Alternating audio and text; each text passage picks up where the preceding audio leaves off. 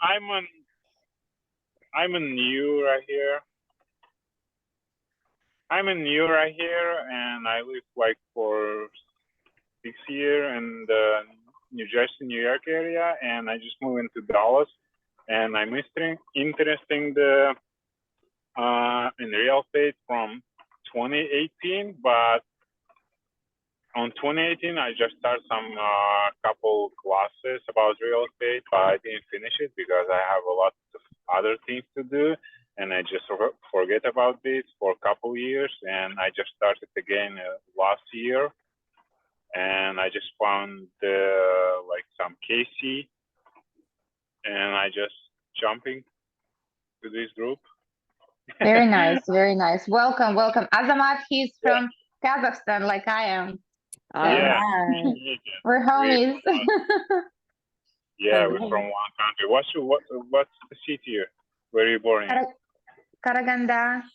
Wow, nice. Yeah, my father is living in Karaganda now. What about you? What city are you from? I'm from Kokshetau, like it is like Okay. it's Yeah, a little far, like about 4, 5, 6 hours. Yeah. gotcha. Well, nice to meet you. Nice to meet you. Yeah, nice to Welcome. meet you. Yeah, I have your number. I can text you later. We Yep, can speak. sounds good. Yep. Yeah. So what's the point to joining to this group? We can make a deal, and we all of them we need to find them deal like for all group or like for different group, or we can make a small group. I don't understand exactly because in the peace group I just accepted this invite and 2 days ago, and I didn't watch yet all video or live video, and I don't understand exactly Yeah, I'll what's the send point. you yeah, so a couple of days ago, Pace Morby, he started this challenge, the Elephant Challenge. And if you haven't watched those videos, I'll send you the recordings from the 2 days. And basically the goal is to create a team. And this is our team. I think it's about maybe 20, 25 of us here. I mean, some people they have a little bit more availability than others. Some people, they're trying to catch up after their W-2, for instance. But yeah, the goal is, connect. We have people here who are going to like professional mentorships in the multifamily. We have people who learn them on themselves. We have people here who already have teams. A couple of our members, they're already under the contract uh, for a big multifamily, like 168 unit, 408 units. Somebody's Wow. absolutely new, So it's good to Yeah. come, connect, to network with each other, just to tell about yourself, where you live. Maybe, after a little bit of time, you can meet with somebody in person in your area from this group, Yeah. Yeah. They're I'm looking just, for if they somebody they have like people in the Dallas area. Right now I'm in Dallas area, mhm. between Fort Worth and Dallas. Yeah, yeah, awesome. Yeah, well, just post a little bit more often, let people know where you live, where you're at, what do you do. Um, and yeah, I mean, we're focusing here particularly on multifamily. So we're trying to, like I was telling you yesterday, we were calling brokers. They send some deals over the night to people, and today we underwrite them to see if it's a deal or not. So we actually Okay. calculate the numbers to see what's going on. Yeah. Yeah. The last like new guy in this group or like some pro guy. You said you're a new guy? No, I mean in this group like a lot of new guy or like some pro guy like beginner. I don't know what's the level on each other. It's every level, yeah, every level. We have people here who already owe like 408 units multifamily. And we have people, let's say like myself, I don't own any multifamily yet, but I'm learning.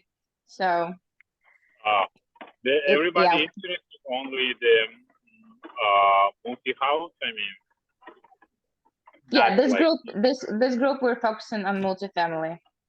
oh yeah, that's nice. I mean, it's more Yeah. expensive, but it's nice.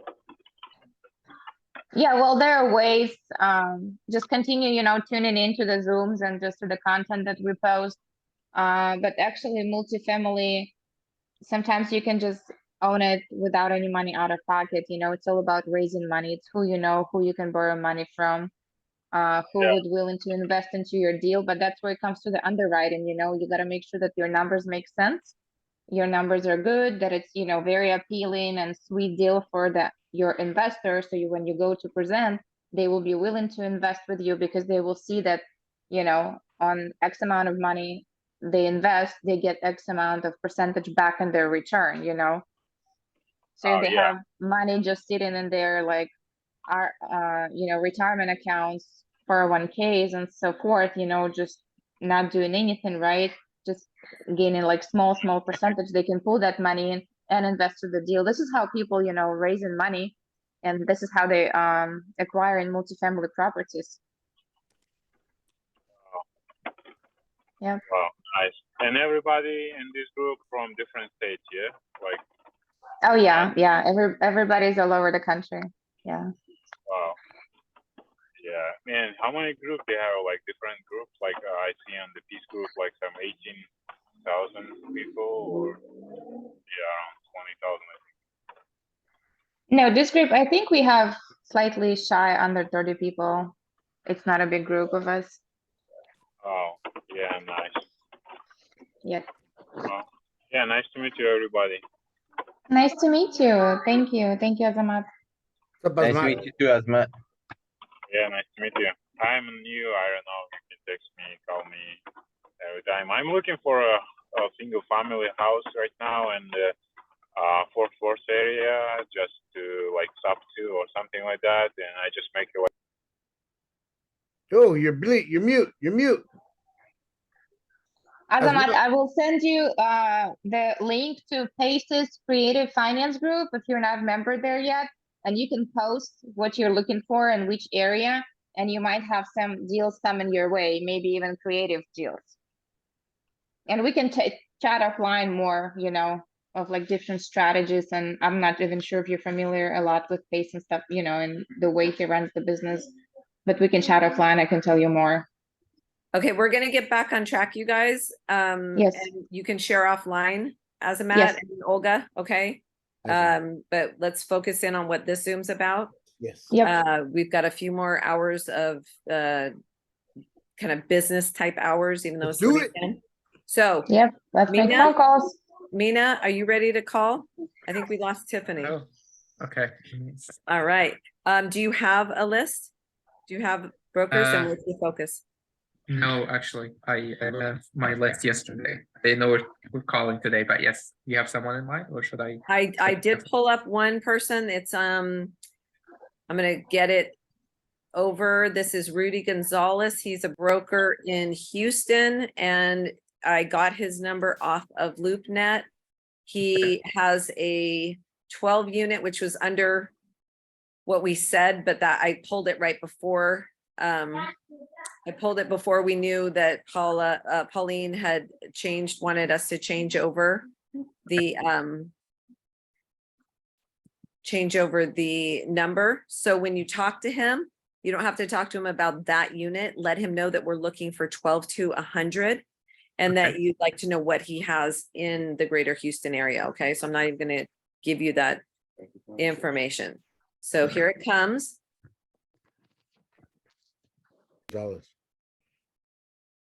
Hey, And Kim. you got the buy box, Mina? Did you get the buy box? The one in the WhatsApp, right?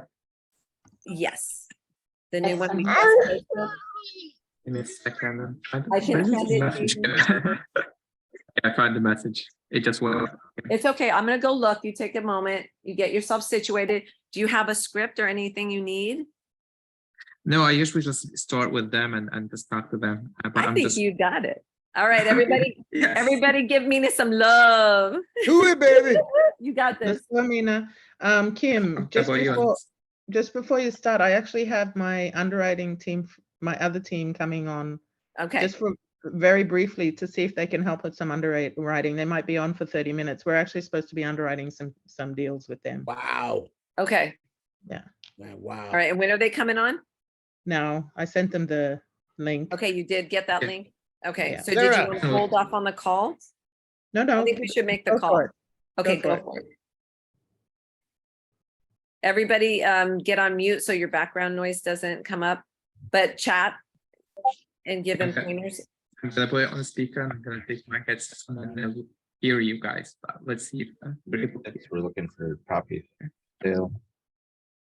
Multifamily property.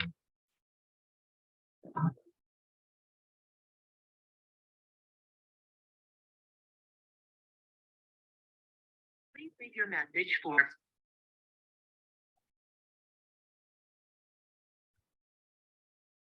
You just send me Triple his dial. voicemail. Triple dial. Okay. And it looks like Larry, you need to mute yourself.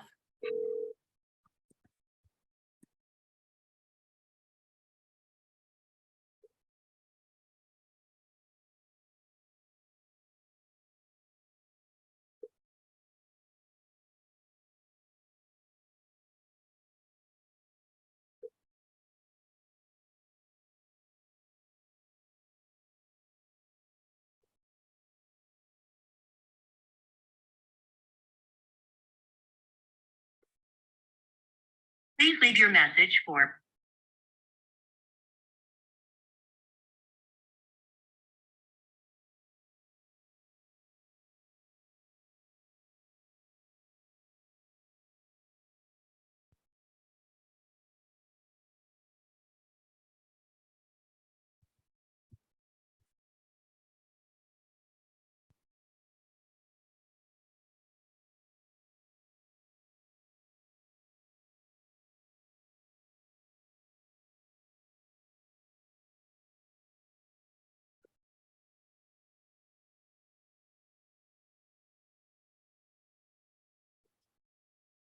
Please leave your message for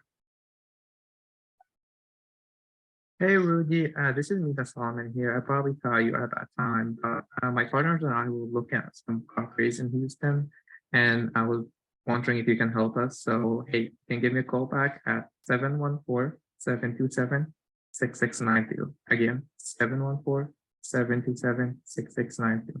Look forward to feedback from you. Have a good day. Bye.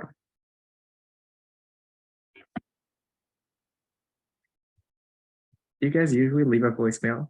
I sometimes check out. Good. Yes, I get. Okay. Text them. Yeah, everybody come off of mute so we can answer questions and stuff. So yes, Amina, absolutely. You want to leave a call back. You're not a wholesaler, you're a buyer. You are ready to make purchases and you need to make a connection with them. Okay, we're not trying to convince them to sell a house. We're trying to get business where it's a business to business transaction and conversation. So you are their equal and you are trying to get information to them about what you need so that they can provide you with what properties they have listed. Right. Okay, Yeah. So absolutely you want a Business. voicemail and a text follow-up. And once they follow up, then you want to start emailing with them and just keep that relationship going. And remember in your mind, we were talking with Jason about this yesterday, you're not a wholesaler. Yeah, that's very good because I remember during the wholesaling, they usually tell you try to avoid the voicemail because Exactly. you don't. Okay. Right. Exactly. That's from. One of the things I was talking to Jason about yesterday was when you're talking, speak up, have good energy, have a not a forceful, but you're an alpha. Okay. You are a buyer, you have money and you're going to buy a multi-million-dollar property. So that's the mindset I want you in. Okay. And you're ready to start a conversation with them. You don't know everything. You're new to this, but you know that you want to start that conversation. Okay. Right. As an equal. Okay. Right. You're a Because teacher. Right. You're a teacher. No, I'm an engineer. So I An don't engineer, usually interact okay. with a lot of people, but I like talking to people. So. Okay. All right. This is a very good mindset to have when you're talking. So it's not Exactly. like Yes. It's I a did it for a shift. paper. Right? Yeah, it's definitely a chef and you have to focus on. And I'm because, posting the buy box and go ahead, Jason. I'll be quiet. Go ahead. and also, Mina, just so you know, one of your partners, one of the team, one of your team, someone on your Yes. team, we just acquired 168. Eight. Colleen? Oh yeah. Yeah, so you're a business. You're not a wholesaler, you're a business. And that shift of mind, that shift of mindset it really just really get that in, bro, that it's a business.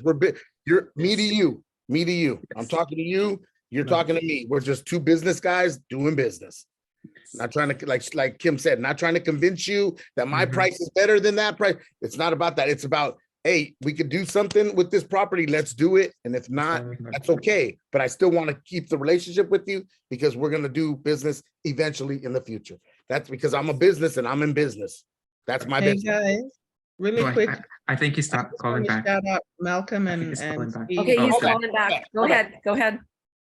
I got the buy box, Mina. Hello? Hey, just returning the phone call. Oh, hey, Rudy. Sorry, did I call you on a bad time? No, what's up? Oh, perfect. Hey, so my partners and I are looking to buy some properties in the greater Houston area. And we're just looking for B and C class property between 12 and 100. And I got your information from LoopNet. Are you actively in the multi-family space? No, sir, I just got this. If you guys want to put in an offer, let me know. You have a property already? Yeah, the one you found on LoopNet, right? Oh, I didn't see that. I found you under the brokers. Can you tell me more about the property you have? Yeah, just send me your email and I'll send you everything. Okay, sounds good. Should I text you right after this call and give you all the Yeah. information? Okay, sounds great. And is there a deadline? So he said he was a owner? He He said he said was he- an owner? He said he has a property on LoopNet. That's how I find him. Interesting. So it says that he is a broker. Well, you might be. He might be the owner as well. Broker owner, maybe. Exactly. Sorry, I'll guys. text him Can I, and get- can Yeah. I just, can I just- I didn't hear him say he was an owner. No, he didn't say. He Okay. did. Hello, Malcolm. Hello, So Malcolm Steven. and Yes, Steven are here. Steve. guys, Hey we have guys. to Hi. stop talking over each other. We Malcolm have and to stop talking over each other. I just want to welcome Malcolm and Steve. They took their time Yes. out to come and jump on here and help us out with some underwriting. I'm really pleased they could do that because we're supposed to be underwriting some deals together. Yep, happy to help. Yeah. Glad you guys. Nice to meet you. Appreciate you. Thank you. Thank you. Can I just say that Malcolm and Justin just took like an hour the other day to help me with a property I found in Nashville that I needed help with. So they're quite go giver. We met before on Zoom, so Yeah, no, I'm I so happy really to appreciate it. finally Yeah, see you again. no, that was fun. Okay, so Pauline, what property were we thinking about having them underwrite? Are we just gonna start grabbing them? Well, let's make the calls and see if we can, because I don't know if you, I jumped on, I thought you guys had properties. If we don't, then let's call, get some properties and go from there. Okay, all right, let's go. Let me get back on and grab some. And Mina's call was like pretty, I was blown away by that call right there. You handled that perfectly. Thank you. I think this is one of the first few one that I started doing some very new feature. Yeah, beautiful. Who's at the University of California, Irvine, anyway? Malcolm, you're in California? No, I just saw that the Zoom link is for the University of California Oh. at Irvine. Okay. This is my old school. This is where I graduated from. So we're using. I apparently have access to the old account, and now we can Okay. take advantage of the premium features. So you don't have to jump on. Use it if you've got it. No, my sons are at Chapman University, so That's right next to us. yeah. I'm in So Orange County, so we're very close. I became familiar by proximity of UC Irvine. Oh yeah, Love this. Chairman is Um, like 20 minutes away from me. Okay, I'm just grabbing the parameters, guys.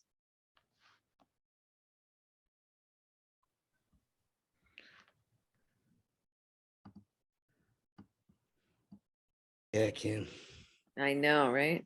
you're awesome, bro. Like, Let's you know, go. killing it. How could this? Yeah, it's amazing.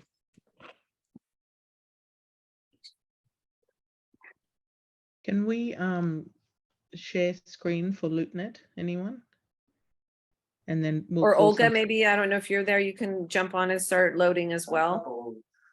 I am Kim, but I'm not with the computer. Okay, hon, it's all right, it's all right. Thank you. My screen, if I go to share it, I have to give permissions and it kicks me off. So unfortunately, no, but in the future, I will make sure that that's fixed and we'll do that. And I'll just front load a bunch so that we're on top of this Mhm. to minimize the wait time. Okay, I got a quick question. I'm looking at brokers and, if it just says, if they just say they just specialize in commercial, don't bother calling those ones? it has to be multifamily. Commercial Right. could be a number of things. Mina, go ahead and call again. It's Morelia Perez. Call everyone you're in sales. Because that knows why you can. No, we're not calling, I'm just commercial. We're calling them. Which region are we working in? Right now, this is Houston. We are gonna be focusing on Houston, Central Florida, the Carolinas, Alabama. Okay, that Tennessee. sounds great. Yeah, Are we still Tennessee too? and Tennessee. Sorry, I knew, I was like, I'm leaving something out. Thanks, Larry, because that's where I'm working. That's where I'm working looking at right now on LoopNet. And Okay, Florida, Mina- right? Or no? Sorry, Central Paul. Florida, Central Florida. So Texas, Houston, Texas, right? Central Florida. Both the Carolinas and Alabama, like Huntsville, right? Or Birmingham. I think Huntsville's interesting. Huntsville. So, as a group, are you targeting large or small? Because if, for example, in Huntsville, it's basically driven by about 1 or 2 brokers, and you need to get in good with them before you can find anything going there. So, Okay, What's their name? I'll call them. I'll call them right Please now. leave your message for 7. are you a Huntsville person? Are you? No, but I've been calling Alabama for listen. Aaron Green before Thank you. when I first started. Gotcha.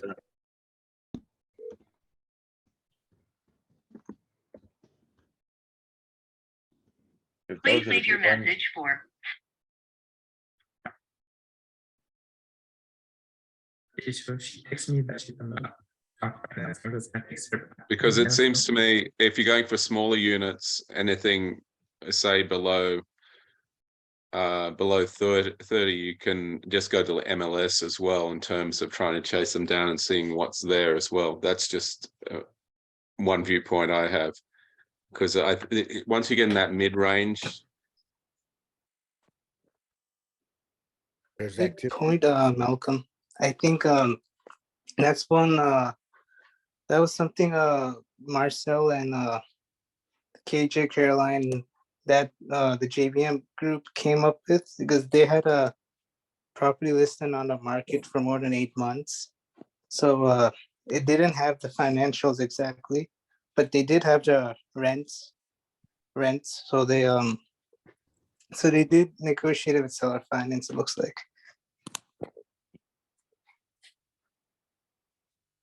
that sounds great. Okay, Mina, are you ready to make that second call? I loaded up. It is, Brandon, are you calling back on that second number? so Marilla, she sent me a text that she cannot talk, so I'll just gonna text her to call me back. Okay, it was that Morelia? Yeah, Okay, so we've got Brandon Yuan. okay. I'll call Brandon right now. Make sure you're texting them the buy box and that's what you're interested in.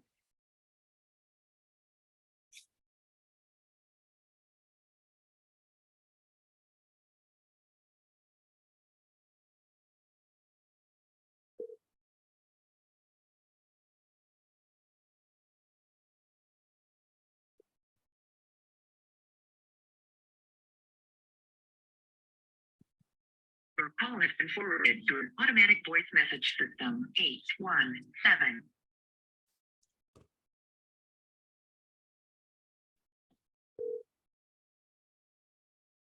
Let's make it me.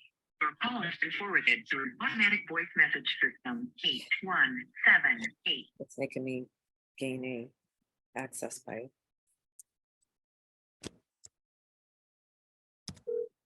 Being a pain in the ass with man. Your call has been forwarded to an automatic voice. Yeah, not answering. Okay, I'll just text them. Please call me back whenever you have the chance.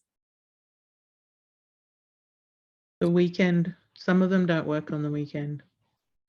Right, yeah. A lot don't work on the weekends. Should we be double tapping, double calling, and then leaving a message, following up with a text? Yeah, I triple call. I did not leave a Triple, message for that oh. Brandon guy. You I think I triple, was okay, texting. okay. And for Alright. Marilla, she sent me the iPhone default. Sorry, I cannot talk right now. Sorry, Sam. okay, I got too many free listings, so I had to go in and create an account. There's always something, so I'm reintroducing the filters very quickly now. Hey guys. Let me put my camera on. Hey, Daniel, How are you? blessed by the So- business. You guys hear me? I can hear you. Yeah. Yes, yes. So Hi, Daniel. I got good. So I got 2 deals. I got 2 multifamily and they're open to seller finance. But I'm scared of the numbers. 36 million for one, 266 units. Let's and go. 108 That's awesome. Perfect. Let's and underwrite it. 118. But this is a daisy chain, so it's coming from another student from a different group, not from Pace. It's okay. Let's Right. underwrite it. Yeah. Let me see. I'm on my phone right now. Let me see. How can I send you this? So does the person have the property under contract? Like how we're dealing? Generally, we don't like to deal with wholesalers. You want This to is be a dealing group. with brokers. So the way that I met this guy, I met him last week. We were passing by the I run a boat business here in Miami, so we were passing by Grant Cardone's building, and he started talking about multifamily to his family member, right? So I told him, "Oh, are you into multifamily?" And we started talking. He told me, "Yeah, I am part of this mastermind with Alex, which I don't know who's Alex, but he's a partner with Grant Cardone." So long story short, he told me, "I have some deals, I can send them over to you." So he sent me 2. But I know it's going to be daisy chain because he's getting these deals from his mastermind, right? So, but I have all the numbers. So if you guys want to underwrite, and then I can contact the guy, because he actually sent me a text yesterday telling me, "Oh, do you have any offers for me? Because we're trying to get an offer on this." So I just don't know how to go about it. This is probably a daisy chain. This is probably another student, but they're willing to take offers on this. Malcolm, you want to weigh in on this? We had an experience with this and it wasn't, I guess we were advised not to. Yeah, I tend to find that firstly, you really need to use your time well, and what he's doing is primarily looking for investors. Grant Cardone is looking for investors. No, but it has nothing to do with Grant Cardone. I'm saying. Yeah, no, just if he got trained by Grant Cardone, the approach that they take is to bring in people and get them to invest and put their money in as LPs into deals. And if somebody is trying to wholesale and they're talking about wholesaling, they're asking sort of 3% or more. It's not the way that multifamily works as such. Multifamily is, yeah, we can bring you in to partner with on a deal. If somebody is talking about, and we've seen this before, where somebody say, "Yeah, I want to get a 3% assignment fee." Well, because they don't understand it, they're seeing something that's worth $10 million, and that just doesn't happen in multifamily. You bring people into investment positions when it's a large property. So I'd be very careful. I'd get the information off him, your process should be, okay, we're interested in looking at this deal. And as Pauline said, yeah, it's a 3% can destroy the deal. There's just a slightly different mentality to it. So yeah, I mean, he didn't ask for any commission, any wholesale fee, anything. He just threw me this and he told me, look, I have this. I just put it on the chat. I don't know if you can see it. Okay. And then the second one, let me see if I can. Yeah, this is an attachment. I don't know if it's gonna open, but if it opens, that one has a lot of financials on it. The second one, it's 2 different deals. So, I mean, after this, I don't know how to tackle this, but if you guys want me to put the guy on the phone with some of you, I can do that because he's been waiting for my answers. Yeah. Okay. Daniel, Let me- Team Pauline, do you remember that was exactly the deal? And Daniel, I actually came across that. That was the one that I was like couldn't sleep over. But you know, Yeah. I am in the is that a wholesaler from Sub 2? No. And I don't think he's a wholesaler. I mean, I don't know how they're getting paid. I don't know how they're trying to market the deal. As you see, he just sent me this. There is no wholesale fee. There is no assignment fee. There is nothing that they're asking. They're just giving you the numbers. So I don't know what they're asking for. Okay, because I've been trying to talk to that guy and I signed like a non-disclosure with him already, but he never gave me any more of what you just put in the chat as well. But look, Yeah. if we seen it again, then maybe I don't Pain. know. Am I too hopeful? I've been Guys- already losing guys, my I mind think- over this number. Maybe there's pain. Maybe there's pain. There might be, but listen, I think it's really yeah. important for us to dial back and stay in the buy box. Okay. Because there's no point us putting a buy box together and then we're still going to chase everything else outside of it. I agree. Amen. Mhm. Daniel, We did you, need to- there's Daniel, did you either see? go- He wasn't Sorry? here for the buy box. He wasn't on. He just got on. Yeah. So yeah, no, and I understand that. So you got 1 or 2 ways to do this. You either go deep or you go wide. And going deep is generally better because you're focused. I find anyway, I'm happy to do whatever the group wants to do, but personally, this is outside of our buy box, and I think we should concentrate on what we're doing on the buy box. That's It was Miami, wasn't it, Daniel?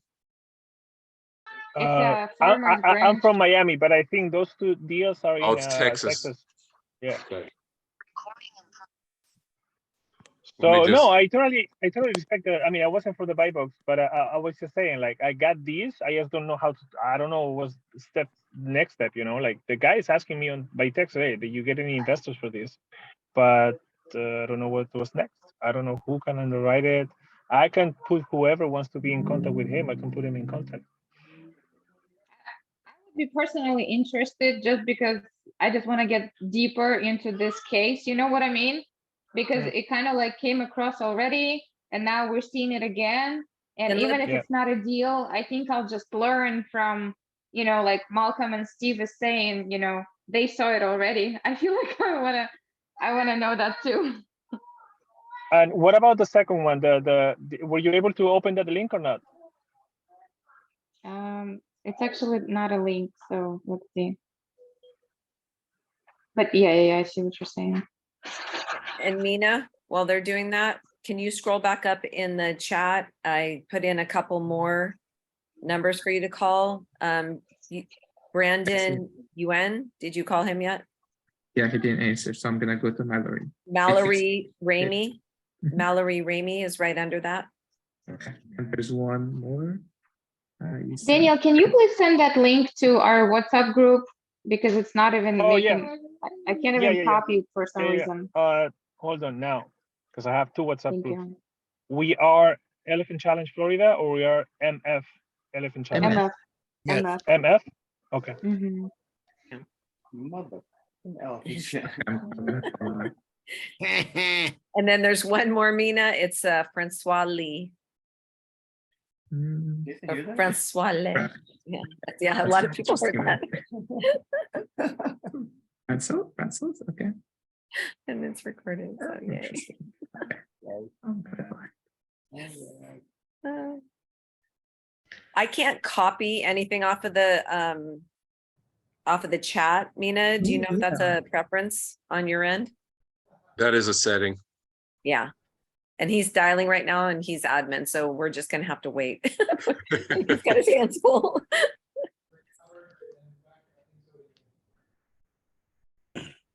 Oh, I can't hear him.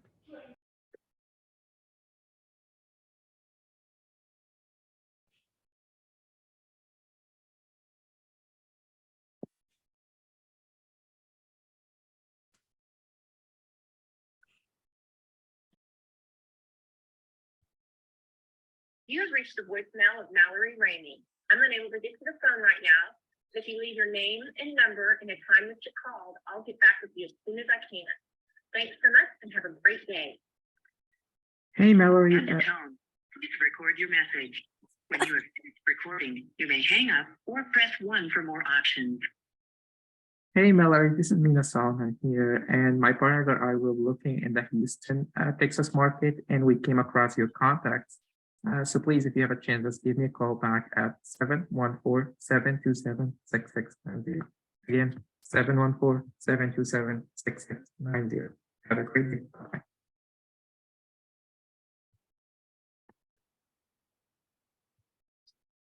And let her know you're a buyer and, you know, not just that we came across a number that we're investors looking to purchase a multifamily.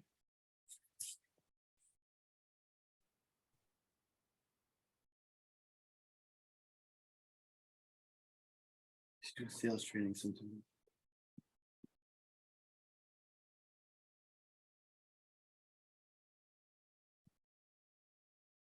You should do a sales. I should do sales training sometime. Try to structure the conversation. So you get all the good stuff. Everybody. Your call has been forwarded to an automated voice messaging system. 28.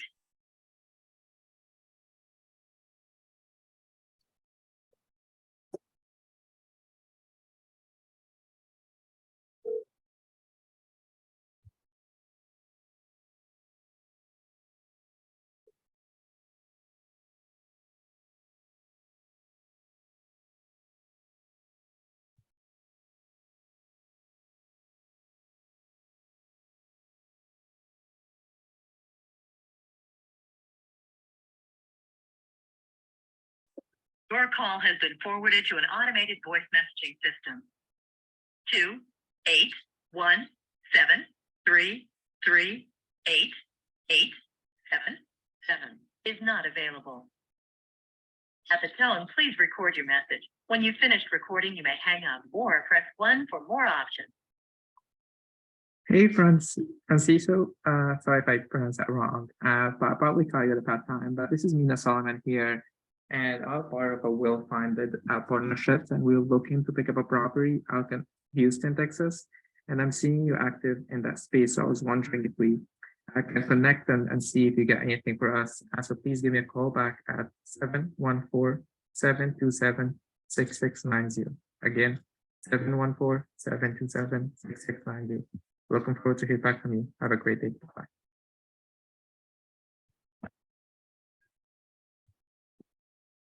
Oh, no one is answering. So that's okay. Yep, that's okay. You're getting in the reps, right? Yes. No surprise. Even Friday was kind of a lot of It people was answering. later in the day. Yeah. Hey guys, so I sent I don't want to deviate from the chat from the Zoom. I'm sorry. I just sent the link on the chat for Corpus Christi, and I reach out to the person who sent me the deals to see if he is able to get in the Zoom with the person in charge of the deals. If he replies back with a time frame, then I'll reach out to you, I guess, I'll reach out to Olga. I don't know who's in charge of the Zoom, but I just want to reach out to one person. Reach out to Olga on the chat, and we go from there. And then this is different than multifamily, but I have a client that is looking for a small shopping center anywhere in Florida, better closer to Miami or Broward, in the 5 million range. It could be higher, it could be lower. They have a 1031 exchange that is going to expire at the end of the month. So they are in a rush to get a deal. As I said, it's different than multifamily, but if anybody comes across something like that, let me know. Thank you. Thank you, Daniel. Daniel, can you send the link for that Corpus Christi one again? I'll It's try on to send it over the, here in the chat. It's on the WhatsApp. Yeah, Malcolm, WhatsApp. I'll try to go ahead and send it here in the Zoom in a minute, okay? Thanks, Priscilla. Of course, thank you. I looked at the numbers on the first of the ones, the one at Farmers Branch, Texas. I'm sketchy on it. The way that he phrases it seems odd to me. Creative Finance, 266 units, 20%, 27% Class B cash on cash return deal. He seems to be, what is Class B? I don't know if he's saying it's a Class B property or not. Entry fee 6.8 million. It supposedly has a cap rate of 5 point, what did I work it out at? It has a cap rate of about 5.4, which could be a deal. I would like to know better cap rates. That you can use apartmentcaprate.com or whatever it is. What is it? Apartmentloanstore.com to get a rough idea of what cap rates are, but they're varying a lot at the moment. So if it is a Class B property, it could be half reasonable, but with this level of cash flow and all the rest of it, the biggest question you want to ask about something like this is, why is it being shopped on the street? Literally. I mean, there's something that doesn't smell in the nose. The thing is, you want to find a broker, you want to talk to brokers, and then you want those brokers to be talking to you and trying to give you the great deal because that's their ego and all the rest of it. And so the numbers seem good, maybe roughly, but you'd have to take a lot of time to work into it. And so I suggest it's not something we want to spend time on if we're trying to find a deal, and solidly the amount of time and effort to get going on this would be a lot. So if it was a screaming deal, like say the cap rate was at 6.5%, maybe we start having a look at, think about it. But yeah, it may just be roughly in the right margins, you know. Okay, I've sent it to you guys on Messenger. I couldn't send it here in the Zoom chat for some reason. Yeah. I think the other thing about working with wholesalers or a middle person is it just takes away your ability to negotiate directly with the broker. And so it kind of puts you on the back foot because they're not going to be able to, essentially there's a buffer. So with the broker will be direct to seller, presumably. And so they can take directly what you say to the seller. You got the middle person. You don't know if things are getting lost in translation. They're thinking about their commission as well. You know, you don't know. So those are just things to think about. And the other thing I wanted to say, Daniel, his guy with the 1031 exchange, that's an amazing opportunity because you have a buyer right there. If you can find something, even though it is a commercial, what he's looking for is commercial, you have someone interested. If you found something really quickly, you have someone that can take it over. So 1031 exchanges are amazing. You'll find a lot. That's one of the questions that I'll always ask if I'm looking at a specific property, apart from, what's the cap rate? Why are they selling? All of that stuff. One question I will also ask is, are they doing a 1031 exchange? Because that gives you a little bit of an idea on time frame and motivation and how quickly people want to move. Yeah, they're going to lose a lot of money if they don't make it within those time constraints. All right, I am putting another one in the chat, I hope. Okay, you want to try again, Mina? Then we'll hand off. Yeah, I was gonna say maybe get after this one, Yonida, am I saying that right? Yeah, Do she you want to was, make the calls? yeah. Yanita, you do. I know you think you don't, but you do. Yeah, she can give it. She's me. You're in a safe space.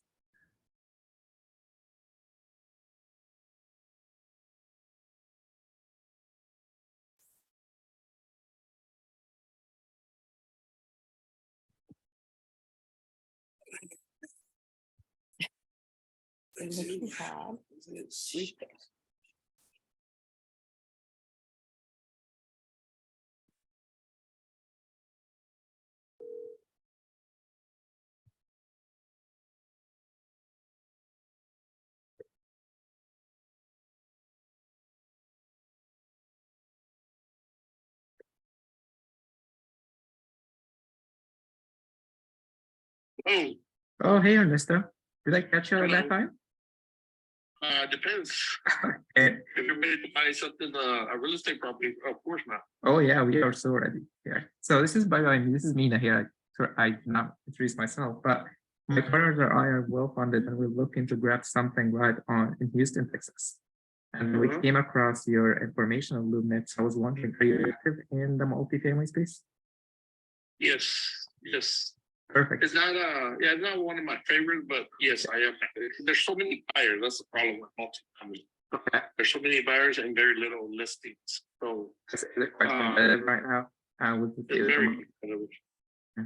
Yes, sir. Even with the interest rates rising up and everything going on. Yeah, I mean, there's always people with cash, you know. So there's still a lot of buyers in the market, but so you're looking to buy, right? Is that what it is? We are looking Yeah. to buy with cash buyers, and we're looking for a B or C property in a B class area only. Is that something that sounds doable?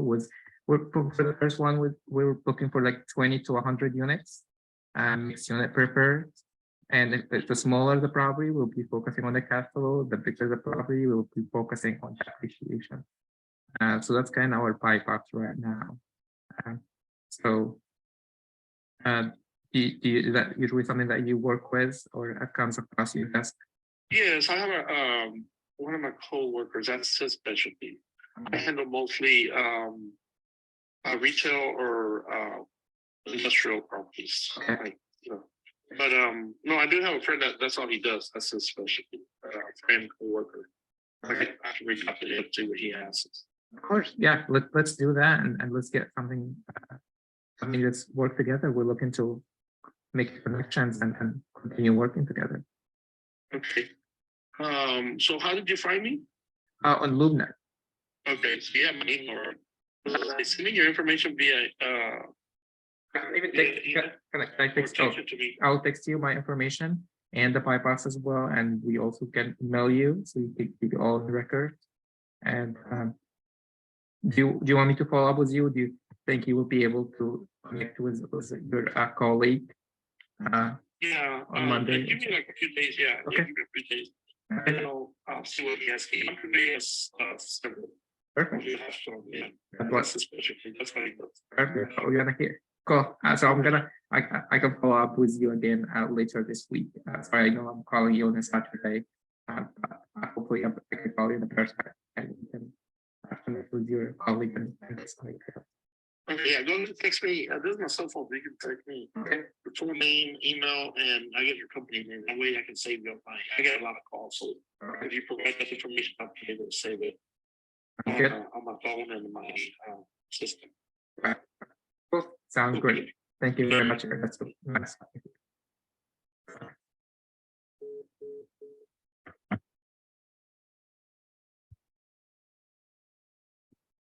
Finally got something. Yeah. Answering the phone. That's great. And you kept it going and you felt him out. He was listed as a multifamily specialist, which Okay. obviously is not the case. Yeah. And you know, he was going after retail and industrial. No. I the multifamily, here's my backup. He wasn't listening to you. Right. And then with you, you know, how about I follow up with you on Monday? No, he follows up with you. You know, Oh, okay. I gave you my buy box. I'm gonna send you my contact information with that buy box. You Right. follow up with me with what you have. You know, Right. because he's working for you. If he wants a job with you, if he wants to sell you something and bring something to the table and make a Mhm. commission, he's working for you. So it's again, just working on that mindset. Because you just, and it's okay, Mina, because you just slid right into your mode of operation, which is wholesaling, right? Right. And so, of course, that's where you're gonna go. And it takes a while. Jason can attest to that. Like he worked on that all yesterday with calls. Mhm. Okay, so you did great. So I don't know anybody else who has some feedback, but I was so Yeah. happy you got somebody and you Yes, just me too. handled it so You- sweet. It was a very good conversation. Yeah. The guy wasn't really motivated. You know, he wasn't like, okay, you called me, whatever. I mean, it's fine. You know, we just move on, you know, to the next one. Right. But So- who knows, you know, maybe next week he'll have a little bit more energy and you guys will match. So, So I have a Yeah. question. If I call them at the beginning, because that happened to me a lot yesterday, where I call people, they listed as a multifamily specialist, but at the beginning they told me, hey, I work with land or I work with retail. Do we just disqualify and try to end the call, or should I keep them going and try to build the relationship? No, unless you're buying land and, you know, what I would say is, okay, do you have an associate that you work with closely that is in the multifamily realm? Okay, we're looking for properties up to 100. Do they have any experience in that? You know, how many properties have they gotten under contract? You know, if you have somebody like that, please, can you refer them to me? That's who I need to speak with. Okay, so yeah. Yeah. So there's certain terms that you can use too. By the way, I'm Sam. I'm Kim's partner. If you guys haven't met me yet. Hey, Sam, we saw you Um, yesterday, actually. Yes. All right. So I've got a background in sales. So sometimes I'll chirp in when Kim's on a Zoom or something like that. But I try to be as respectful as possible to her space here. But one of the things is, if you've ever talked to brokers, every brokerage carries a portfolio. Okay. And when brokers talk to each other, you'll hear them use certain terms.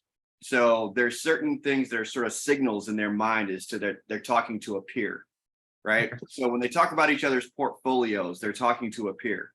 So if you were to call a broker and say, hey, I'm interested in buying your area, what do you have in your portfolio in the multifamily space? And Ooh, right there. He should be asking you questions right then and there. Well, I mean, what are you looking for? And then you can follow up with whatever your buy box is, but you want to prime that broker right away to get them talking to you, letting them know, look, I'm toe to toe and I'm eye to eye with you, and I'm not interested in wasting my time. No, I'm not calling you back. I'm a buyer. I want to know what's in your portfolio. Give me my information, please. Be polite about it, but at the same time, when you're like a power broker, like you're pushing because you don't have time, right? Right. Or if you represent a bunch of people that don't have time, these people are expecting you to be moving and making gains. So it just totally changes the dynamic when you do that. It changes it to an interview. You're interviewing them. Well said. Well said.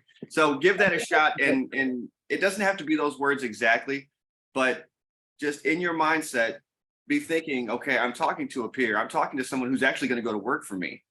And as someone who, you know, again, is in sales and that type of thing, I'm always trying to turn the map around, is kind of what we say, and look at it from their perspective. Because I'll tell you right now, I'm a builder, right?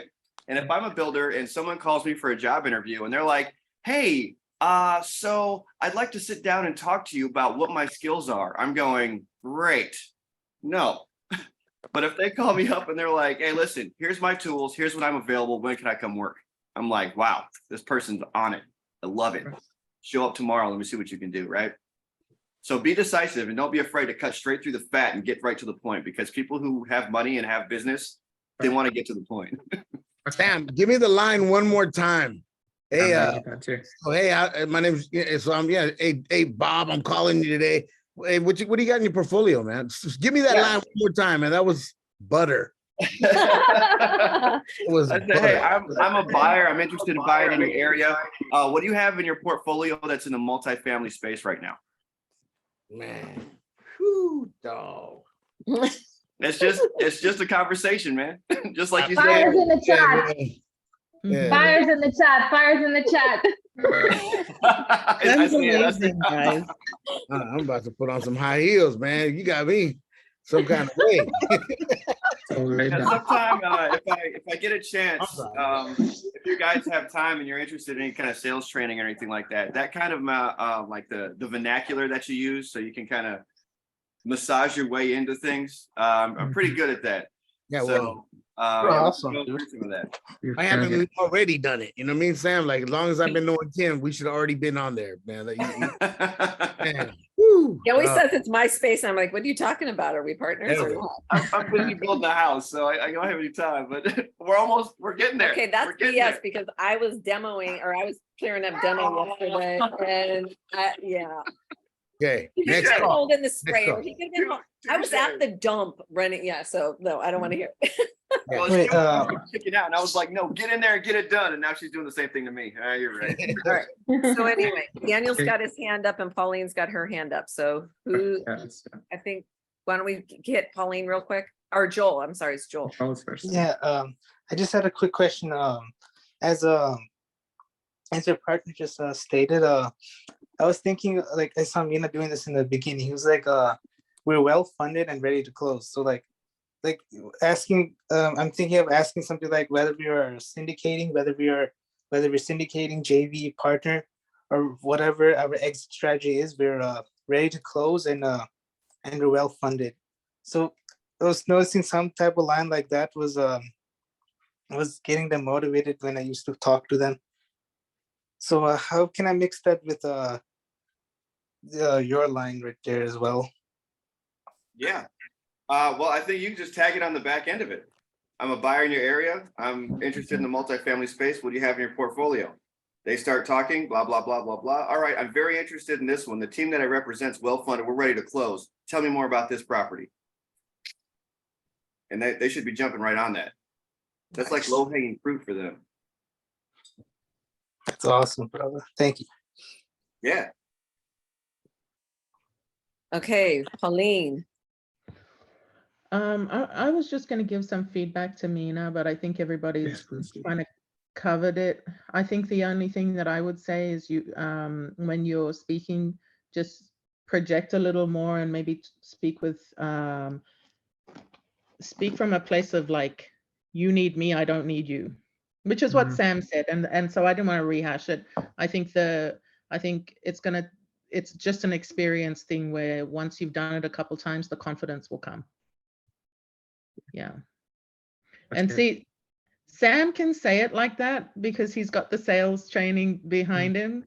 And plus he's just like badass anyway. So he's just gonna come across like you say Yes. in your portfolio and you're like, hang on, I'll pull mine and I'll go and see what everybody else has got and we'll give it to you. It's like, is there anything else we need? Did you need anything else, sir? Please let me get it. How do you like your coffee? I'd rather teach you guys how to do it. I want to be like Sam. There you go. I There you go. want to be like Sam. Pretty I soon. have to say, Sam's probably one of my favorite people. Same. Mine too. I appreciate that, Pauline.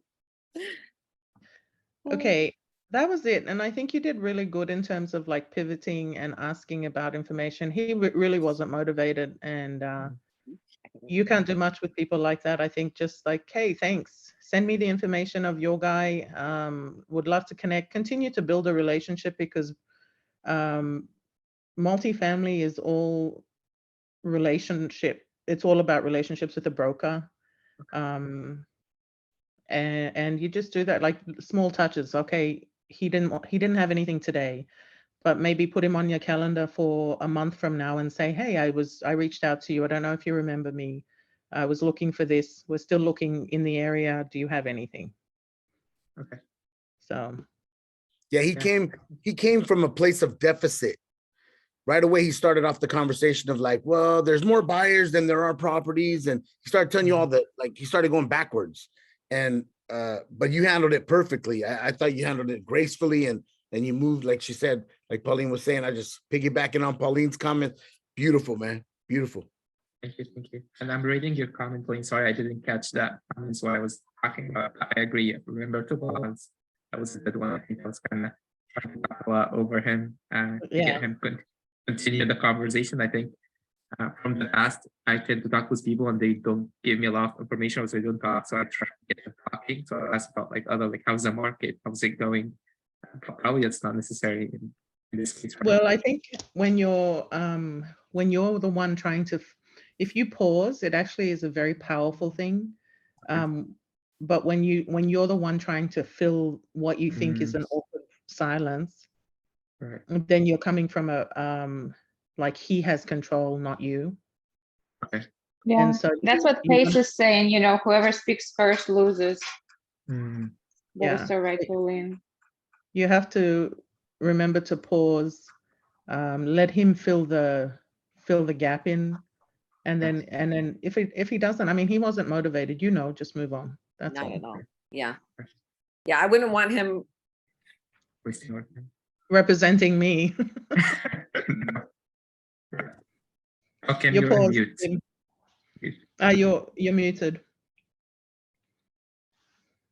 I wouldn't want him representing me even if he had a property because of his mindset, you know, Mm. because of his energy. He was low vibration all the way.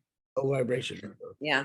So, Mina, I don't know if this helps because you're now No, wearing it's two not. hats. Well, I know that all that stuff, but this next comment that I'm going to make is when you're wearing your wholesaling hat, it's like put your wholesaling hat on. When you start to call the brokers for the multifamily, put it on, like literally do something physical that gets you in a totally different headspace, you know? Okay. And there's so many things about the headspace that you're in now or that you're moving into with the multifamily that's going to benefit you in the wholesaling side of it too, you know? Because as a wholesaler, it's not, you know, can be that dirty word, you know, I'm a wholesaler, right? But if you're helping people, then Mhm. it's not a bad thing. Okay. So Okay. just do something physical to help you shift into that zone. Right. Sure. All right. Yeah, All right. that's very good. I just posted Josie Lynn. So are we gonna have Larry or I know There's one. Jason's been chomping at the bit. You guys want to flip a coin? Okay. Larry, I was come gonna on. call Josie Lynn just now in Houston. Was that Josie that we just called? No, I just pulled it up on LoopNet. I was just I was Okay, gonna ask. perfect. Yeah, that's the one. That's the one that I good. I hate. I guess Got it's her, I yours, got but her. You got her. I got her. What up? Synchronicity. Go. That's synchronicity. All right, I hold on. love it. I got her right now. I'm gonna put the buy box in at the bottom of the. I got it. You got on it. my Okay, screen. good. Yeah, and just let me adjust a little bit.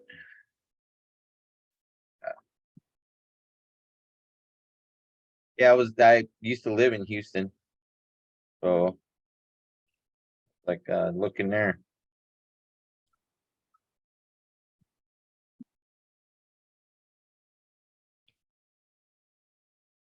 Seven 713-630-8000. Yes.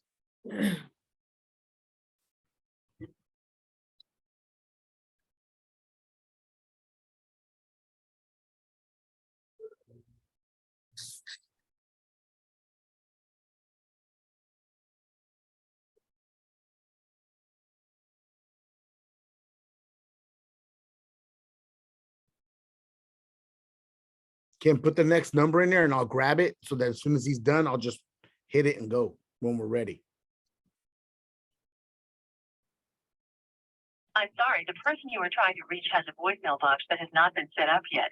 Please try your call.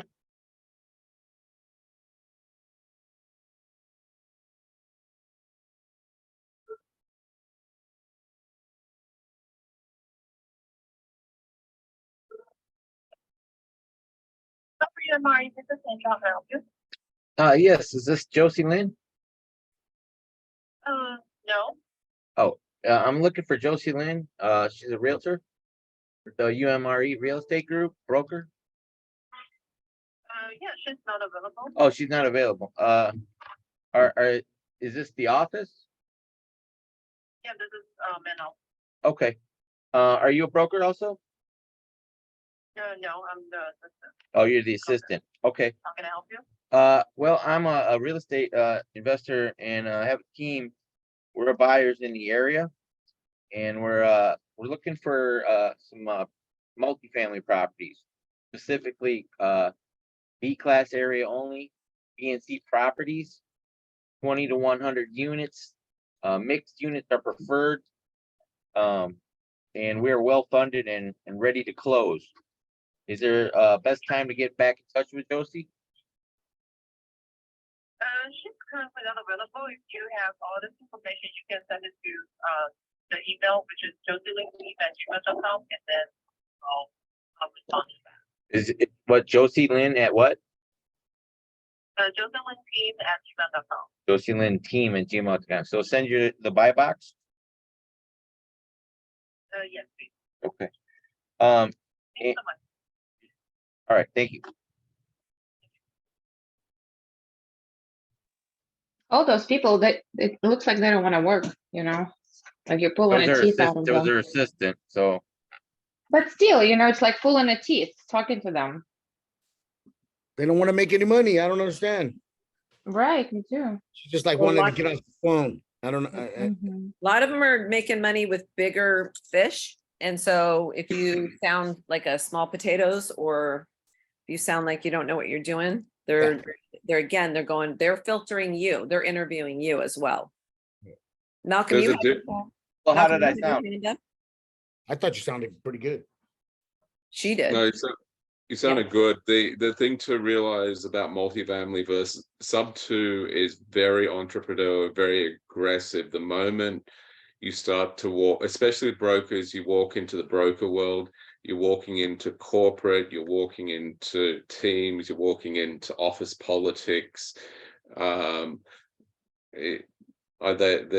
It's a different perspective. You've got people that are a lot of investors that brokers deal with are doctors with spare money, with dentists with spare money, and who have a very conservative mindset. So when you sound like, oh yeah, let's get a deal done today, and it can sound to them that, oh yeah, you're not really serious, we can feel that you're not in the same mindset. So you just need to understand that there's a subtle mindset shift there, you know.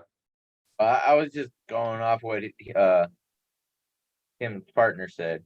Say we're well funded and ready to close. I just threw that in there. Yeah. Yeah, that was, Was it a little too aggressive? No, No, nothing wrong with that. Just Okay. I'm just making that comment that you were saying about just so that you're aware of it subconsciously. It's an observation for me. How you address it is a different matter. Gotcha. But yeah, okay. Can I provide a little bit of feedback? So what came across Absolutely. to me is, this was the assistant, that was the bulldog gatekeeper. Right. You don't need to be talking to her. You can get, the information to her. And then you want to speak to the decision maker. right. So I would have said, okay, she's not ready. Okay, I need to get in touch with her then on Monday. What is her contact information? I want to leave her a voicemail Yeah. or blah, blah, blah. Do you know? control her calendar? Yeah, do you control her calendar? Something. We're a team of investors and we have a timeline on getting a property purchased. So I'd like Josie to call me back. Okay, I got an idea. Have someone else here call back right now and do just that. Say it one more time. Have somebody else besides me call back right now and do what you just said. Okay. So who wants to do it? Jason, you doing it? Jason. Doing it right now. Yeah. That's my H-Town boy there. Hey, guys, I'm sorry, I have to jump off. I'm gonna catch up with you guys. Okay. Thanks, Paul. In the chat. Thank you guys for jumping on. And Malcolm and Larry, lower your hand if you're done. I had it up still. If you want to take the moment, that Corpus Christi, I was just looking at the numbers in it, and I can go over it with you guys if you're interested. Yes, so after this, definitely.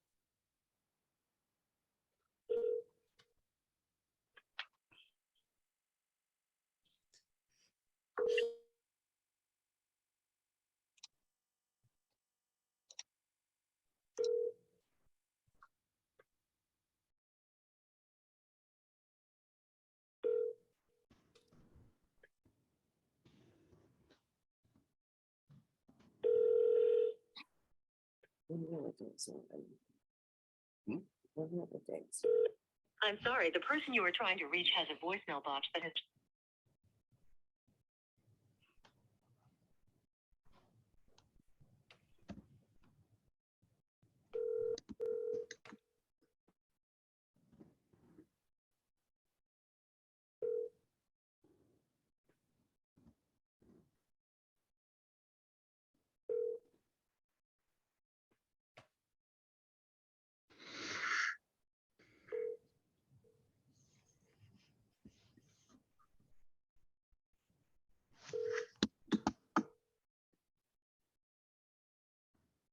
I'm sorry, the person you are trying to reach has a voicemail box that has not been set up yet.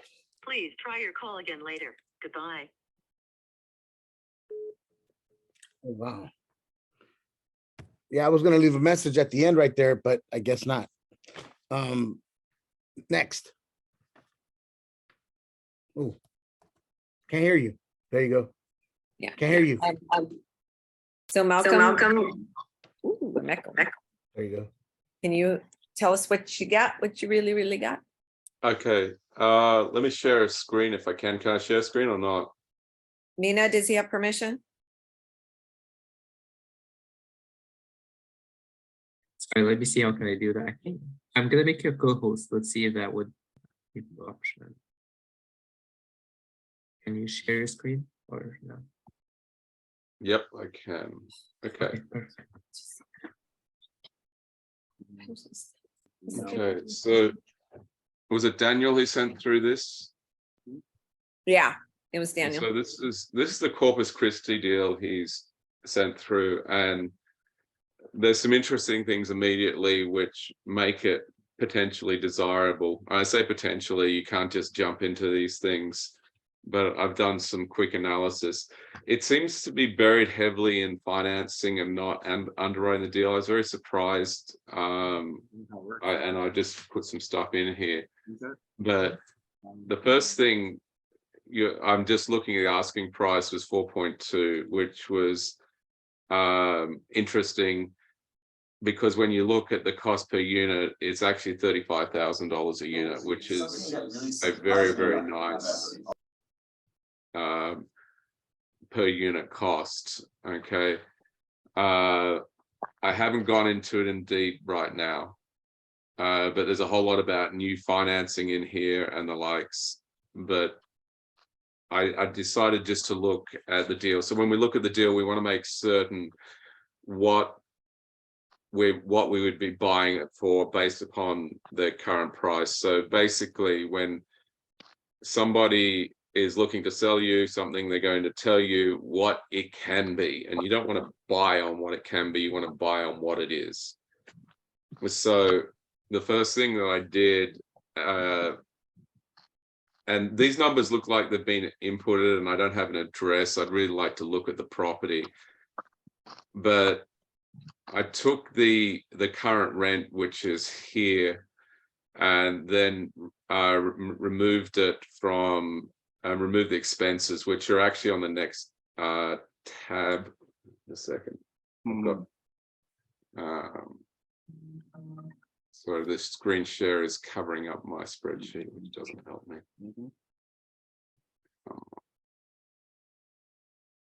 A second. Why? There we go. Okay. So if we look at expenses, the total operating expenses are on the second page here. So you always want your T12s, which tell you what's been going on for the last year. And without going to anything right here, I've just said, okay, if this is correct, then we've got operating expenses of 395,000. Okay, and they're saying a 3,300 expenses per door. But the point being, if we go back to the property data, I've taken those, and so this is our NOI here. Sorry, I put the wrong name here. NOI here, and this is our cap rate. So everything's about cap rate when it comes down to it. So net operating income in this case would be per year $321,000, and there's some, and I just put it all in the category of interesting right now. It could be possible and could be worthwhile digging in deeper on this, because when we look at it, the cap rates at 7.65, which is not too bad, and that's a cap rate. And this is something to be concerned about, though, with 26 vacant units. Now, that means the vacancy rate is at 22%. If you were trying to get a Freddie Mac loan on this property, you could not do it. You need to have less than 10% vacancy. So part of the reason they may be trying to sell it off is that they know that they haven't got a deal that they can sell to somebody and they can get finance on. Yeah. So so at the moment, it's interesting. So if you were to be able to bring the vacancy rate down to 10%, and we don't know what that is, then you would get a significant increase here, and you probably would be in a very nice position at a cap rate of probably in the 8s or 8.5%, 9% or something. So just as a first look, it's interesting. Now they talk about pro forma rents here of 1,100 and things like that. And so this is where you could get to. So if you were to compare against other properties, maybe you can get $1,014 potentially. But looking at the rent rates that they are here and in that area, you may find that those are Section 8 rates, that there is restrictions on this housing, so that there maybe the whole property is restricted. So before you even want to start to talk about pro forma rents and all the rest of it, you would want to know what your and this is the whole purpose of going back and talking to a broker and getting the additional information out of them. So you need to start asking them at this point, okay, I see that these are very low cap rates. Is this is there a lure on this?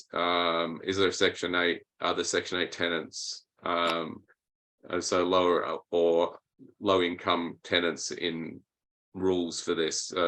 Those low income tenant rules means that you would have to take them on board, and you would have to have them within the property, and that's sort of mandated by the city in their zoning rules and stuff like that. So this isn't, and so I wouldn't throw this out. I would want to go ask more questions, but it could be interesting to see where it goes to from here. It's a starting point. So that was my first assessment. Do we know anything else about the property? I didn't see the details of it. Yeah, so if you'll see this, Daniel has put this into a Sumrock multifamily mentoring program spreadsheet. So I don't know if this was supplied to him. Sumrock is the conference that I went to with Pauline and a lot of other people. I was there virtually. It was amazing. It just blew my mind. I love that guy.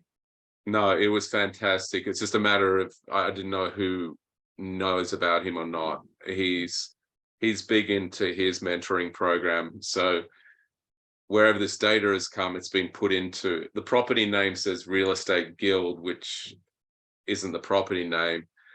What would be really nice to know is what we're looking at. It doesn't say here as well. Is this a class C? Is this a class B? So on and so forth, you know, so but it's not a throw in the bin yet. But if you're looking for a class C and going from that, yeah, you could do some more work on this and see where you're going to get to with this. So grateful you're here, Malcolm. Thank you so much. No, you're welcome. No problem. Always bring it. Thank you. Thank you. Amazing. Absolutely amazing. Yeah, So- this one definitely, Olga, when Olga brought this to us, she was just like, she said, I couldn't sleep all night, you guys. Well, I can't Yeah. wait to hear more about this. Yeah. Well, is Olga still here or not? Yes. Yes, I'm here. I couldn't see. And Daniel's not here. Daniel left, but Is this the one Uh, in hoping you Ohio? can hear Is this the this. Ohio one? This is Corpus Corpus Christi. Christi. Oh, Corpus. Oh, okay. Is it, can we use this calculator or no? I'm using it. Well, is there a link for it? Sure. It was Olga sent it to me. So, have you got an OM for this, Olga? Did we lose her? She's muted right now. Hold on. She's in there. Oh yeah, that's all that Daniel sent us, but I can go ahead and ask him for the OM, right? Did you get Yeah. an OM when you received it, or you just were told about it? What, can you look back in your emails and see what you This- have on that? This is Kim. Actually, it's a different property. I've Oh, it never is, got okay. this one. That was Okay. another one in Fort something in Texas. Okay, pardon me. This is a different one. I'll text Daniel right now though. Yeah, I'd like to know where the numbers came from and all the rest of it. So, Yeah. And ask him if he can find out if it's section A, class C or B. Find Okay. out why the vacancy rates, are they renovating? What's the deal? Okay. And then of the vacancies, I'd like to know which ones are vacant. So can we get some rent rolls? Yeah. yeah, Okay. yeah. No, I need to dive a lot deeper into this one to get a feel for it. Do we know the age on this? Well, no, we don't know anything about the property. I don't even have an address for it. So, What's on those other pages where it says expenses and 5-year CF? yeah, I went through that. There's expenses. You got your T12s. I don't know why you got buyer, whatever that. Contract services, $200 to $400 a door? Is that per year? Yeah, that was something I was curious about as well. Yeah, no, I had almost the same reaction, Kim. What's that about? What? Yeah. Yeah, total operating expense. I mean, well, contract. Here it says it's a T12 is 2,800. There's And nothing then, in, I'm sorry. Go ahead. oh no, I was trying to work this all out as well. I think it really depends on your attitude. And this doesn't have a property management fee. That's exactly where I was going, Malcolm. So if the contract services is part of the property management fee, can we do some math? Can somebody do some math? Is 3 to 8% of the total income equals 7,800 or close to it? Well, this is a T12, so technically, sorry, you're saying this 2,300 over here? Yeah. I'm just debating whether that's the same thing, because you've got, this might be talking about industry norm. Okay. What this might say is that it's actually it's owned by somebody, not by a corporation. So they haven't put a property management fee, they're just paying themselves out of their profits. Okay. In And which they're case it contracting could it be, out. yeah, it could be a much better deal. Our landlord. Yeah, tied landlord, exactly. Okay, marketing, insurance. They have nothing in marketing, And insurance costs there can go up very, very heavily, very quickly. right? Payroll, so payroll that's gotta be them paying themselves. What do you think? What do you think that is? Well, no, you've got 116 units here. Management, property manager. Property manager, yeah. I mean, So they didn't put it in the management fee, so is the 60? Is it, where is it? I lost it. well, they may be taking their money out of profits out of the units as such. So What's that, a couple months and I see water too, but blah, blah, blah. On utilities, over on the right in the blue column. what is this? Electricity has been increased in the past couple of months, and I see water too, but I see water bill is extremely high. It'll be good to know if tenants pay the bill to offset the expense, or if we can have them pay as part of an upside. So yeah, I mean, you're right, there's also something here. Yeah. Based on 2000, so that's a year old. Yeah, I mean, I'm making an assumption that this has ended up in this spreadsheet as a result of somebody else's analysis. So Right.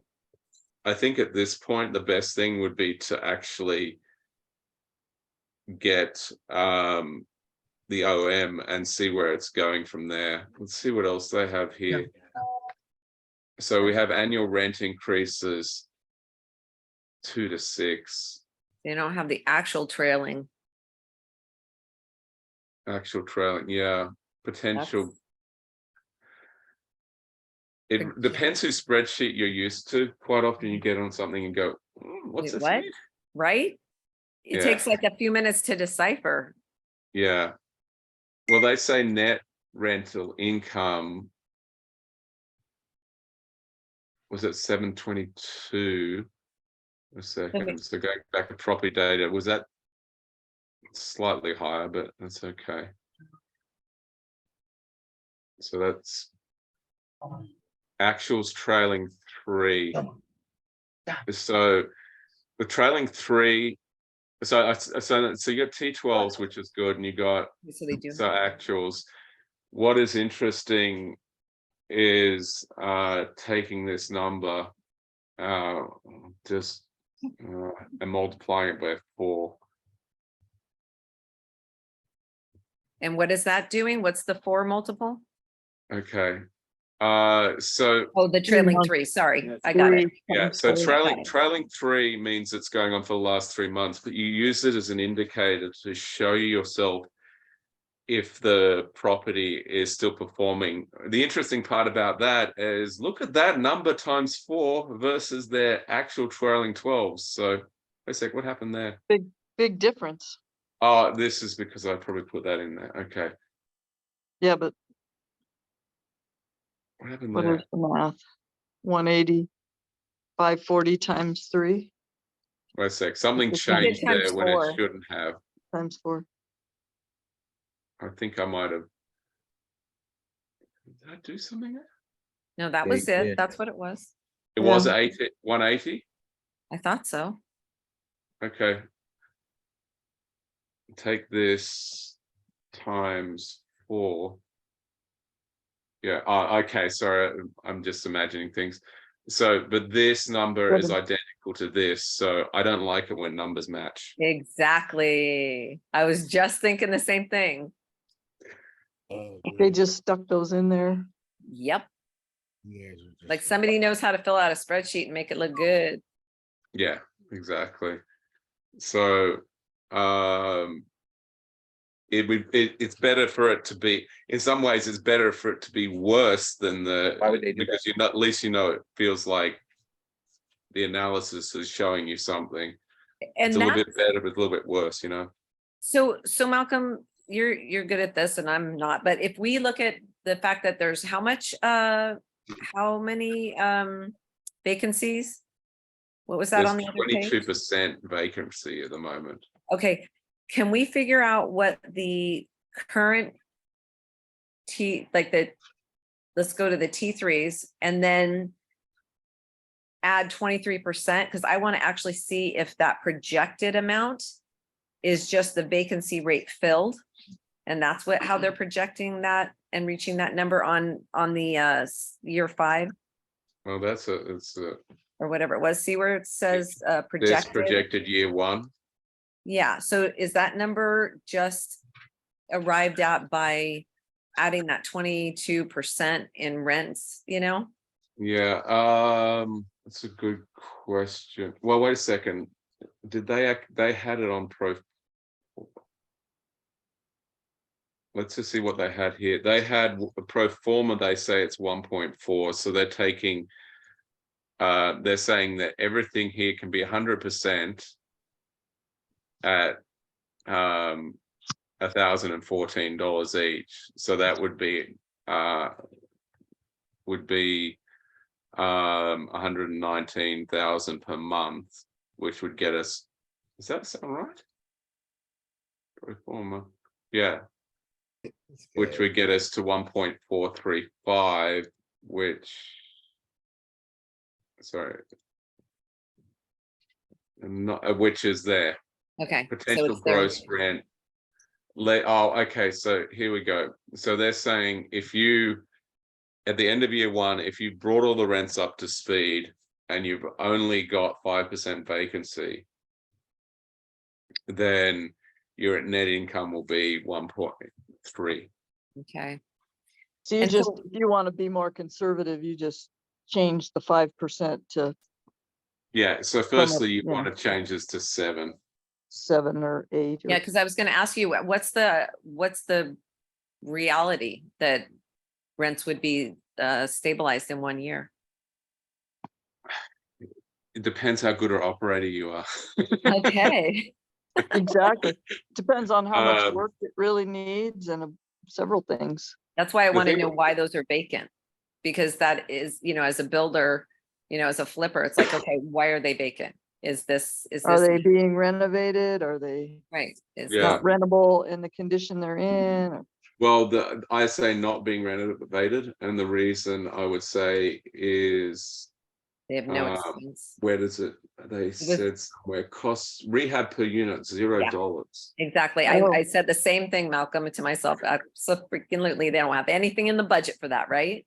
Yeah, exactly. So I mean, I don't think they are. I think the Corpus is currently going through a they're going through a few things at the moment. They had they had the deal that Justin and I were working on was in Corpus, and they're having a lot of people that are there was a string of layoffs down there. Plus they're building this massive bridge, which should be a massive economic impetus down there, but it is currently on hold because they've structurally has foundation problems on one of those big cantilever jobs. So I don't know how that's affecting the economy. I mean, that could be affecting the sorts of workers that live in properties that are where you only have $600 to $700 rent per month. Yeah. So was it the oil industry that laid off? Somebody was telling me the other day. I know that there were some layoffs earlier this year, and that can affect this lower income area. Yeah. Saying that, Corpus is a good area. There's a lot of people moving into it. It's also sandwiched somewhat nicely between the border and San Antonio. Okay. If you're not aware, down in Brownsville, which is on the border with Mexico, SpaceX is based there. And Okay. so they're bringing in a lot of very expensive Work- engineers and stuff like Oh. that. How far Uh, away is Corpus from Brownsville? 2.5 hours, and Oh, it's the wow. same as San Antonio. They're both 2.5 hours distance. So That isn't too bad. yeah, That's- and to be honest, I think Corpus is one of those cities that's been overlooked. So Healthcare. Interesting. it has a military naval base. It has a university. Sorry, it has a sorry, not naval. Patrol. It has naval. Coast It has Guard? military there anyway.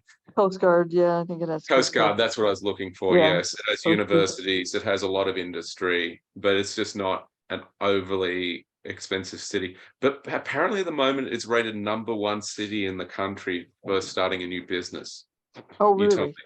me. So That's anyway. interesting. Yeah, it has oil. It's in Texas. What else can you expect? It has some oil. So said he it was sounds one well corporate rounded. It sounds well rounded, even with those layoffs. So was that a temporary dip in the economy and in the ridiculousness of the or the green energy type of push? Or Well, green energy is a big promotion in Texas. Texas is actually pushing green energy. The green energy is not a factor. Green energy is not really affecting anything at the moment. The oil prices are up because of geopolitics and the wars in Ukraine and all the rest of it, you know. So no, I think it's other. There's work that comes and goes there, but it's an so this is an interesting property. The real question is, how badly is it managed? How much money do you need to put into it? And I think you could do a second round of analysis on it. My key question here is, they're telling you this is where you want to get to. If you can get to this, to what, 1.4, I mean, and you take that, subtract, if you take work the NOI of this, you take this and you say subtract, what do they say their expenses were? They're saying that their expenses are less. I don't know, let's take the bad one. 395.5. So you've got income per year of that. It just sounds too good to be true, you know. is that projected or is that actuals? They're saying that's actual. That's pro forma. That's That's actual. projected. If you Okay. make Oh. all of these properties at 1,000 a door, which With and 5% vacancy. yeah, With 5%. well, no, that was just this was with 0. So, but I mean, you're now up in the 24 cap type range. I mean, if we were to take what their actuals were, let's take it, get that and put projected year 1 net rental income.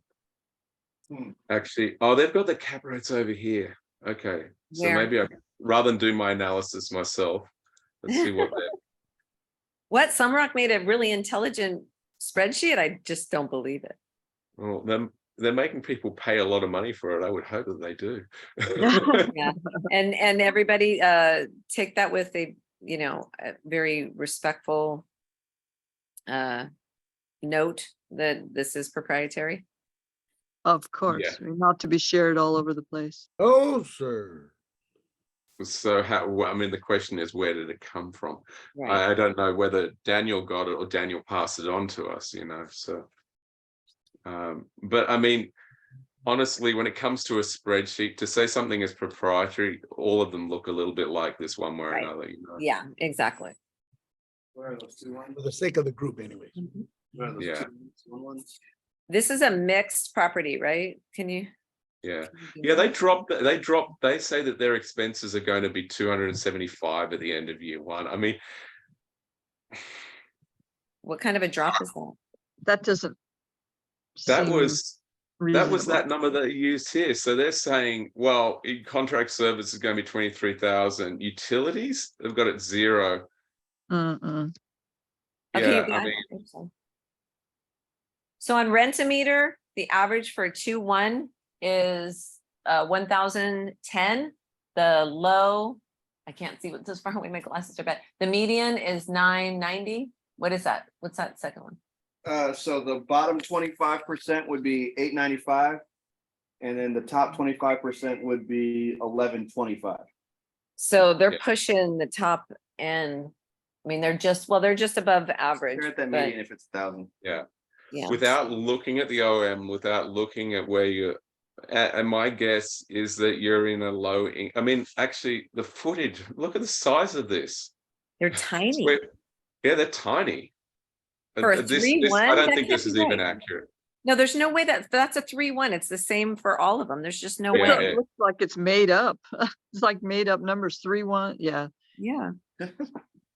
that's crazy. That's Yeah. the unit mix There's right no way. there, okay. Yeah, there's no way. This, 26 vacants, but Yeah. 565 square feet, you're right, Kim, that's tiny, tiny. Yeah, there's just no way. There's no way you have the same square footage for a 3-1 that you have for a 2-2 that you have for a 1-1.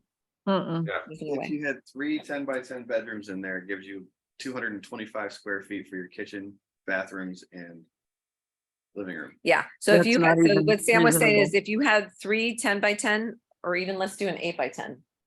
Okay, 80. That's 300 80. square feet. You've got 300 square feet remaining for your kitchen and bath and Main hallway living spaces. and living room and your closet, your hall closet and whatnot. Mhm. So there's just no way. Mm-mm. I've never ever seen square footage be the same. Oh, there's the peanut factory. Huh. We should. oh, you've I've come seen across that. that as well. That's Yeah. hilarious. I'm gonna go there. I feel like $21 million. Actually, looks like a nice property, but There's no value add to that one. right, it's pretty new. can you look at the cap rate? That's not on here. I know it's not. Can you look at it? So just go cap rate in. Corpus Christi is a whole. where's- Yeah, the average cap Cap rate. rate for average. Did you see the one I sent? Everybody? Mm, It had average and then it had high rise and it was low. Is that on? Did anybody delve into that cap rate website that I Apartment sent? Loan store. What, yeah, what one? Apartment loan store? Apartment loan store. This one says it's Yeah, it's that one. 4.5 to 5.7 range. And that was as of January, so that's almost a year old. And is that a B or an A or a C? It So- doesn't actually, it's average. This is Just as an of average. Okay, so so the one I was looking at, you guys, does this great, I sent a screenshot to everybody on the last Zoom. It does this great thing. Whoa, I haven't stood up for like hours. I almost fell over. Oh, me arse. Apartment loan store. Yeah, so look up apartment loan store. I don't know how accurate this is. Pauline on the last Zoom wasn't feeling, there it This is. one here. So see how you've got the range for class A and then you look at multifamily, metro, mid, high rise, and then Got it. multifamily suburban. Yep. So those numbers look almost the same as the other, that's Dallas Fort Worth. Okay, so Yeah. let's look Corpus Christi. It's okay, so suburban class A is 4.7. Class B is 4.68, so it's pretty close. And value add is 5.8. And where are you seeing that? On So this- it's the apartment loan store.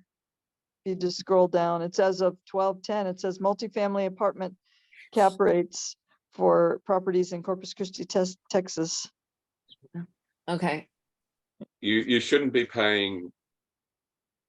These rates, I don't think are right at the moment. yeah, I don't think so either. They look similar to the one that I was like, they almost look exactly the same. They look exactly the same as the one that we looked up in the last Zoom. What was that? Oh, really? This one says as of That was 12 Memphis. 12/10, but Look up Memphis. Let's see if those numbers are the same. Class A, 3.75 to 4. I'll bet you it's the same. Oh my for God. what, Memphis? Yeah, what was your deal that we looked up, Paul? I mean, Julie? Remember Oh, when it we was first like started? 6. It was like. But when I let me- sent this, it was. I You think know, it- the I can look the at better it. way of What am I doing saying? I can this. look. Don't even look, Malcolm. I'm looking. I got a screenshot of it. Okay. It was Tucson, Arizona. Oh, And it says Tucson. Class A, 3.75 to 4. Yeah, those aren't accurate right there. I'm Yeah. like, wait a minute, those numbers look exactly the same. And it was Tucson, Arizona. So. Oh, you're right. You're right. Yeah. This is exactly the same, and it just changed the That's what name. they're saying. Nashville. Yeah, okay, whatever. What I would, Way to silence that. if you really want to know cap rates, the best way is to get onto the brokers and start to have a conversation with them and say, hey, I'm looking for. So what big else class can property. Olga ask Daniel to get? Malcolm, what do you think? Sorry. Yeah, I think having a look at the Daniel. OM and going from there and seeing Okay, if you what it's scroll actually down, saying, what the story is behind it, I think it'd be worthwhile just having a look. But Yeah, I already told him, and he said he already forwarded all of those questions to the guy who sent it to him. okay, so the guy Yeah, sent guys. him that spreadsheet. Yeah, so Yes. I'm back. Oh, Yeah, I'm back. Sorry, I had a phone call, a crazy phone call with a client that I have in New Jersey. Daniel.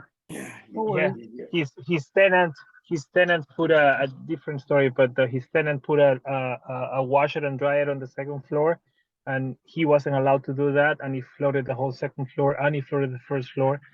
So he was calling me for advice, and it was a long call, but yeah, that's crazy. So going back to this deal, so yeah, so Are he we sent me still this on? this deal by email 2 days ago. Malcolm, can you hear So- me? yeah, You hear me, guys? I can hear you. Yeah. So he sent me this deal by email 2 days ago, and he reached back to me this morning asking me, hey, were you able to share this with your investors? I saw that this Excel has like 4 or 5 different files, I guess. I don't know if you guys were able to open all of them or only one of them. Files or tabs? Tabs, yeah. Yeah, no, we have to see all the tabs. That's good. Okay. Yeah, so that's all the information that I have. I already called him twice. His phone goes straight to voicemail, and I left him a text message with the questions that Olga had. So if you guys have more questions, I just want to forward it to them. And I'm asking him to please put the person in charge of this deal together so we can do a Zoom, and we don't have to do a daisy chain. We can just go straight to the source. Great, great. That's excellent. Yeah. Yeah, So you wouldn't have heard it, Daniel. Do you know about Sumrock, do you? no, what's that? Okay, Sumrock is one of the mentorships out there, Brad Sumrock, and this is in one of his spreadsheets. So whoever sent it to you basically took the OM and has put his analysis into this. Okay. Or it belongs to somebody within the Brad Sumrock group, and they're trying to dispo it. Whatever the case is, we need to know more about the actual property, where it is. It has a lot of information, like he's made some assumptions about the rent rates. There's questions about square footage, all those sorts of things. So okay. Yeah, there's a ton of missing information or just Yeah. made up stuff. So Yeah. Dan, if you look at that, look at your the size of the each unit. You've got a 1-1. It's probably super tiny. Got a 1-1 that is the same square footage as the 2-2, that is the same square footage as the 3-1. Yeah, so they And then probably did. Daniel, why did you say something to my spreadsheet's locked up? Because you've done enough work for one day, Malcolm. Wait, there's more. Oh, I see. Yeah. On another note, I'm very new to multifamily, and like when he sent me this, and I just saw numbers everywhere. I was like, okay, maybe all the information is in here, but for sure there is always going to be missing information, right? So the best thing will be to go to the source. So that's why I'm asking him if we can get a Zoom together, and I'll keep you posted on that one. That's great, Daniel. And did you put your information in the group spreadsheet? Has everybody on here done that yet? No. If you Please. go into the Facebook group, you can go under the files tab and there's a spreadsheet and there's actually 3 items there. If you go on the first page, there's a spot to put your name and contact information. Okay. Hi, Julie. I was gonna ask you a question. So I understand what cap rate is, but I still cannot do the math in my head. So yesterday I had a conversation with another broker. This is not related to multifamily. This was related to residential. And he told me the price is 1.26% cap rate. In an easy way, like what would you suggest that I do in my head so I understand that what he said, like 1.2, the sales price of a single family home, 6% cap rate. So 6% means your net operating income. So net operating income is just what your rent is minus your expenses, or your income minus your expenses. And that is not taking into account repayments on loans and whatever else. So any finances out of that. So it's just an indicator of how well things are. So if somebody says to you it is at a 6, in this market, the way it is at the moment, 6 is reasonable, not extraordinary. If somebody says to you, it's got a cap rate of 10, you go, wow, that's great. Don't say that to them out loud. I'll have a look at it now, but I'm not going to trust that it's a 10 because 10 is probably like a 10% return is really good, you know. So it's like using the 1% rule. Use it as an indicator for potentially how decent the deal is. So if you're looking at something, where you probably want to start looking at something is you're saying, oh, it's in 7.5%, 8%, 8 cap rate. Oh yeah, that's sounding like something really possible. When we were doing the numbers right now, Daniel, it became clear that the way that they were running the numbers, that if you got it up to speed, you got a 25% cap rate, and that sounds dodgy. It's like, great if it is, but I know that the lower the cap rate, the better the property is. Like it's already been stabilized. No, that's not necessarily the truth. The lower it is, the higher the price. Okay, and so they're saying that it's worth more. Okay, I mean, if you got a 4% return on your if you got a 4% income, people are demanding lower cap rates when they're selling because it gives them a higher price. So I've got a beautiful A-class property. I'm going to demand a low cap rate. It's not necessary. So, but if you have a C-class property that's at a cap rate of 5, so 5%, that is not a deal. It doesn't give any indication. If you see a C-class property, then you need to be looking at a cap rate of 7% or more. You know. Okay. That's a good little bit of information right there. Yeah, I still like. I know something's very simple, but still something doesn't click in my head. But I'll keep on it. So, but how does this work in residential? Because what I was talking about is a residential property. So in residential.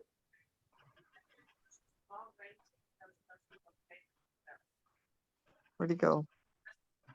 Oh, I'm here, but I was waiting for the answer. A single family, it was what Julie asked, and I had the same question. If you're talking single family, it's not apples and oranges. Well, it's kind of the same idea, but it's not. No, that's why. That's what threw me off, because yesterday I was having a conversation with another broker, a different one, because I have a client that is looking for a house. Their ballpark is around 1.2, 1.5. But when I spoke to him, he told me this property that he has is the asking price is 1.2 million. It's a residential property, and the cap rate was 6%. And I couldn't do the math in my head. Like, I don't know what he meant by that, because I don't know if residential trades with cap rates. Well, just think of it this way. It means you've got free cash flow of 6% each month, okay, after your expenses and whatever else. Now, I would use that number to say, is 6% going to pay a mortgage I put on this property or whatever the case may be, you know? To me, yeah, you can just work that out as what your free income is each month, basically. Okay. So, I mean, usually you would do your PIT, you take your rent, you do your PITI, you take your management fees, and you'd subtract all those fees from your rent rate, and that might leave you with $400 a month, maybe, or some specific number. If you were to take that number that you now have left and put it over the purchase price, that multiply it by 12 and put it over the purchase price, that's what you've got as a cap rate as such. So it's sort of okay. So you divide the whatever is left, you multiply that by 12, and then you divide that by the purchase price, or you divide the purchase price. So what was the example there? You said it was 1.2, 6 cap rate. Times 0.06. Okay, divide that by 12. 12. Which just says that they're saying that there's 6,000 in free income each month, right? Now, of that 6,000, that's, once again, what did we say before, Kim, about exact numbers? Yeah. Not. So 6,000 per month, if you, and so this doesn't take into account, this would not take into account principal and interest. So if you get a loan for this property, can you service the debt with that? Gotcha. Yeah, so you might not end up, it might be a great deal and it cash flows, but your cash flow might only be a couple $100. Is that worth what you're, you know? No, now that you put the numbers on the calculator, it makes sense. Yeah, he told me that the property was being rented $7,500 a month. Wow. So I guess 1,500 goes towards taxes, insurance, and whatever else. So he's saying that there's $1,500 in expenses per month. Yeah. Gotcha. Yeah. Thank you, man. You made it clear in my head now. No problem.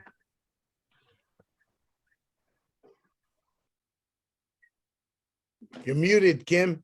You're muted. Thanks.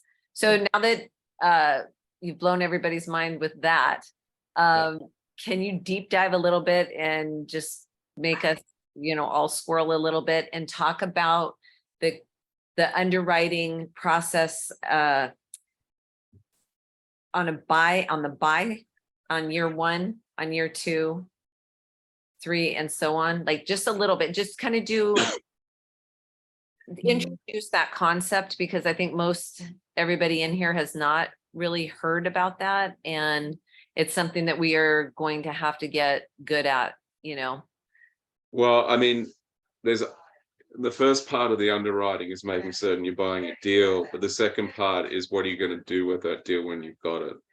So you can buy a property and then just keep trying to increase the rents. So when you buy it, and if you buy a property, you want to see that your rent rates are under by a certain amount. Now, I don't know why I'm probably just running out of memory on this machine. I keep way too many tabs open, but if I could open that spreadsheet, the key that they had rents at $600, $700, $800, and they're saying that they wanted that their new rent rates were going to be 1,000. So they're saying that you've got upside of $400 per unit, which is extraordinarily good. And if you do have that, that's fantastic. I don't believe that off the top of my head. I having talked to people down there and knowing people in that area, it just happens. It's nice. It's in Corpus Christi, and I've been looking at it a lot recently, but it's hard to, it's more of a working class environment, so it's harder to push those numbers up. Now, the one thing you can do is look at the tables for Section 8, and there are standard tables, they're HUD tables that actually tell you what is a fair market rent. And so you can push those numbers up. But your first thing when you buy a property is firstly pay for it at what it is right now. So, and then secondly, work out how you're going to increase value on it so that you increase the NOI. So the key thing that we're trying to do here is we take, and that's why I keep talking about net operating income, the NOI. We want to keep pushing up our rents and keeping our expenses under control, because the value of a property in multifamily has nothing to do with the value of the actual buildings. It has to do with the income. You're buying a business, you're not buying a property. So you buy when you do that, you want to be able to work out a means by which to increase the value of the property. And there are a variety of ways of doing it. So you need to bring in income. Now, with multifamily, with Section 8 type properties, and this one looks very much like it could be that. Agreed. You can get, there's a thing called a RUBS program, or you can get them to start paying for their income, paying for their electricity, paying for their water, those sorts of things, which brings your numbers under control. And so if you can move things onto that, that's great. And if I remember, this is, I'm hazy on this, I believe that Section 8 tenants can get money for those sorts of things as well if they're justified. I just spoke with a gal here in Sonoma County, because we're looking at that in Sonoma County. So they, for instance, they can get like $30 towards their electricity. Yeah. And then they can get a all the time getting the cap to go on. I Yeah. had them both on. and then they have Crooked. Julie, you got to mute yourself. Sorry. It's okay. I did it all day long. That's how I roll. Yeah, so you're right. There's about three different avenues that I know of, that I just learned the other day. It's it's utility, like water and electricity, the entry fee, your down payment, and then there is the actual rent voucher itself. Yeah, exactly. So on Section 8, you can push that up, but also if you're not necessarily Section 8, and I haven't dealt with Section 8 apartments and I've had Section 8 tenants and I don't like them anymore. That's because I'm in Washington State. What can I say? Hear you. But I'm right there with you. I am. When it comes down to the Section 8 tenants are great in other states. That is one thing I'm not criticizing Section 8 tenants. You can actually have a good solid business with Section 8 tenants. It's just a matter of being in a state where their rights are balanced against your rights as a landlord. So, and there are people that will tell you all day long, get Section 8 tenants in Georgia, for example, or wherever it may be. And Texas is another state where I'm pretty certain it's solid if you're happy to go that way. Yeah, Atlanta's a beautiful spot for that. Yeah. Well, a lot of what I understand is that people that like Section 8 is they know they're going to get paid. Like there's no late rent. They know they're going to get paid. And your efficiency is going to be low. Right. But then you have a lot more wear and tear and expenses. A lot more headache with So trashy individuals who don't understand what normal should be. I think yes. Oh, that's a good way to put it.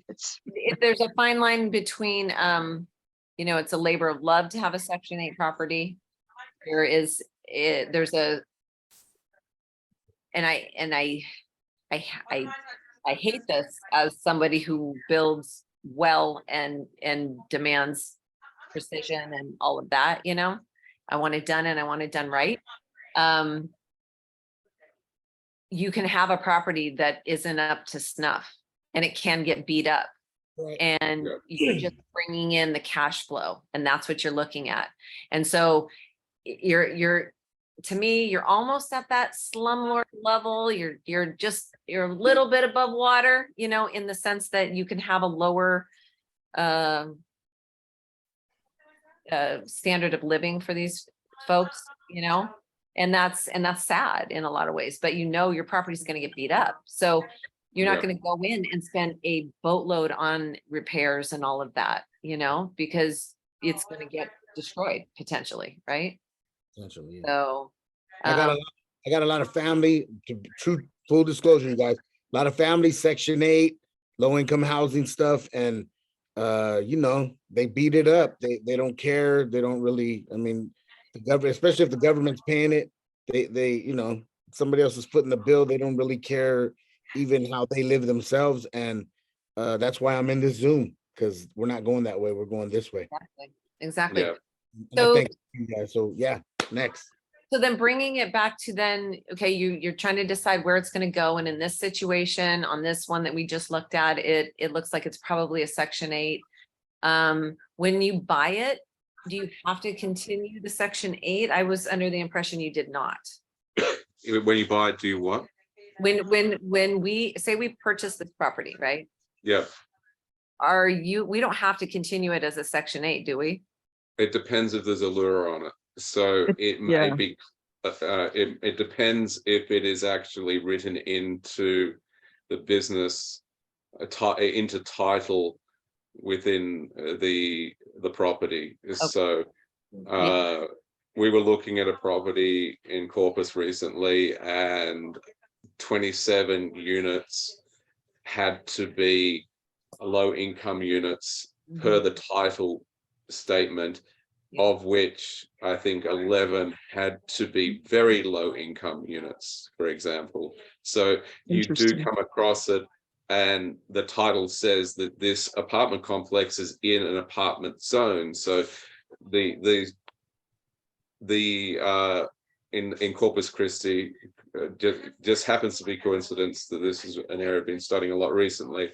In Corpus Christi, they have zones that are apartment zones. But if you start to think about why a city does that, if they have apartment zones, they can then put facilities from those apartment zones. They can have bus services that go close to those apartment zones. They can look after the tenants in that those low income. They can have police close to it to manage the problems that you may have in those zones and all the rest of it. So it makes a lot of sense why it is in the zoning and why it is even in the title documents. And it's an interesting thing to learn about. Yeah. I think on some of those, it may, I don't know if that's a permanent thing. But sometimes like it will expire after so many years, but I think at least you have to have a certain percentage or whatever, but yeah, it takes some doing. Like, I think depending on, like Malcolm said, the titling, I think there are some ways that you can transition out of it, but it all depends on the title, whether it was like, if it was partially built with public funds, then it will have to have X amount of public. Exactly. Yeah, we're zoned for that. Here in Sonoma County, they are slapping up these massive apartment buildings, like tons of them. Absolutely building so much. And you'll look at it and you'll see X has to be that low income, X amount of units have to be that extra low, very low income. And then and just as a newbie in this, I'm thinking, how do you mix your tenancy and, keep not the riffraff, but keep everybody kosher in that environment, because you're so locked in. To me, that takes a very special type of management that I don't know that I want to jump into, you know? I think you're absolutely right, because you can't segregate. You can't say, well, this building over here is going to be the low income and everybody else is going to be over here. So you have to have a mix, and then you have to have the management that understands how to do all that. So Have a Well, much the management. Lures even state that it can't be just all in one building of it as right, well. yeah, It'll exactly. say that It's it has to be discrimination. mixed throughout the complex. Yep. And this is the thing, if you're going for something of this size, you bring in a management company, you don't do the management yourself. Exactly. Of course. Yeah. You So, bring in somebody who knows it. so then Malcolm, let's just say it's not, okay, say you're not going Section 8, and you're at year 1, you've begun to stabilize, you're hoping to have hopefully 50% of the units on this size of a property stabilized. What are you hoping for? What's in?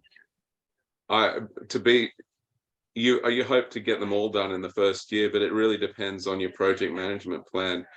As long as all the units are being turned over in a year, you want to be basically moving tenants as their leases come up, and that you want to do upgrades to it. So the stabilization, as Kim is saying, is one of two things. You can either push up the rents without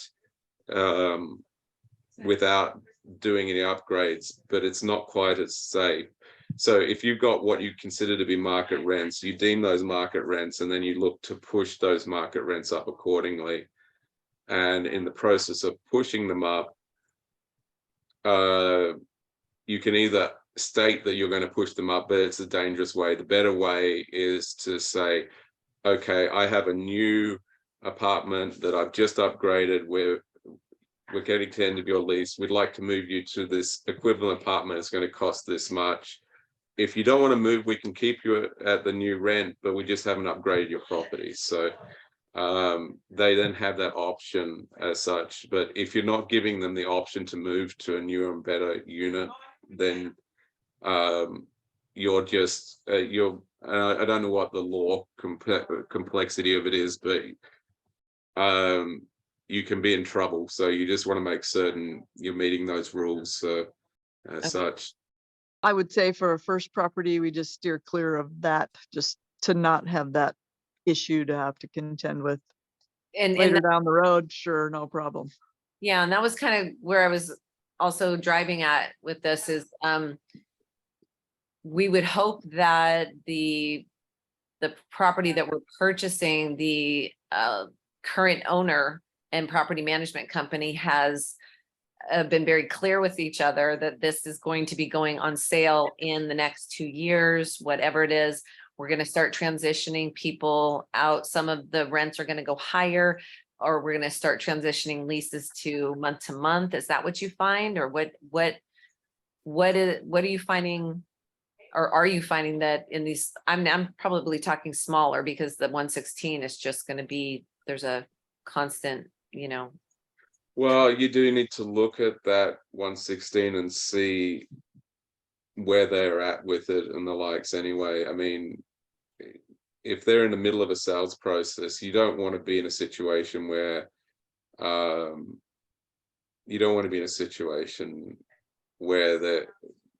they're just getting rid of a lot of tenants if they're trying to sell it properly, they're trying to sell it to you while they've got a stable income. Otherwise, they're not doing a good job of it anyway. Right. But that's something you need to look in the rent rolls. Is there a drop off of?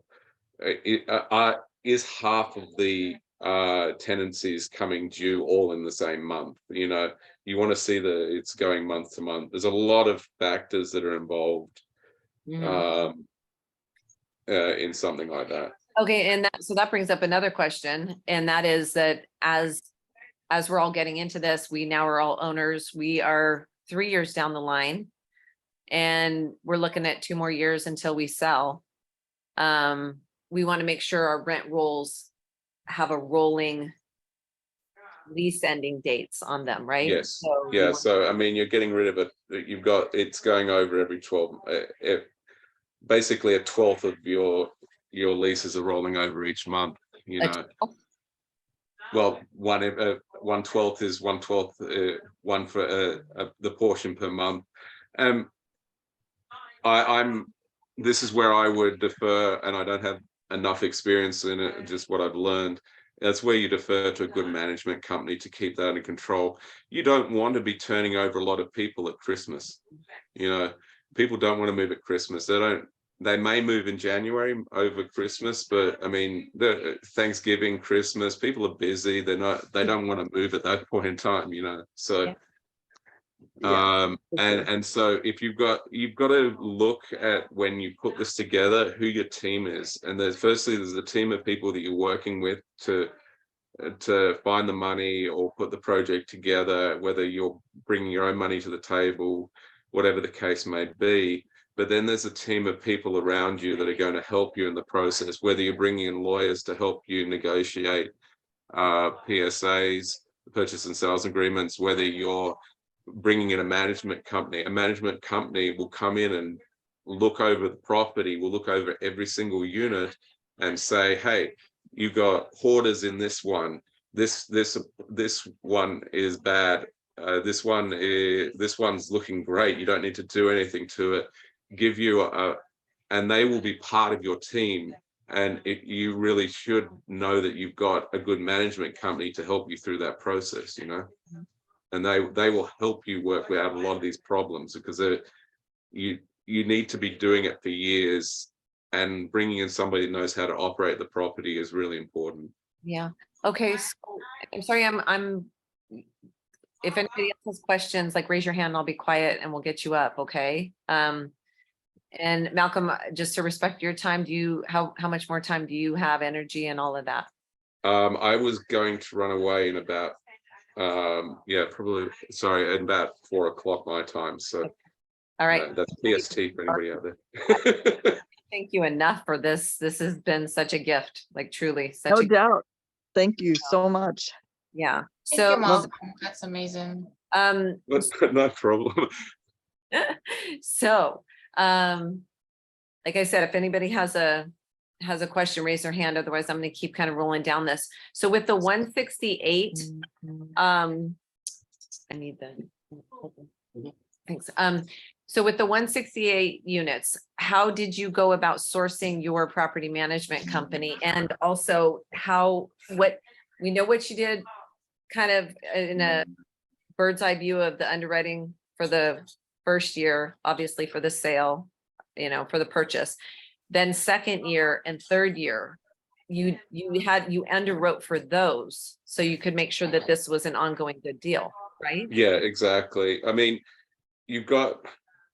so we were taking on that a value add, and just so you're aware, we decided to pass on that deal. We got to due diligence and we found some significant issues with the property, and we've had to leave that behind now. So okay, so let's just speak to that real quick here. I say kudos to you, because you didn't have commission rather than go, no, but we have to do this, and we've already had it out in the community, and you didn't go in and say, we're going to make this work. We're gonna underwrite it so the numbers it'll work. We're going to convince ourselves of that.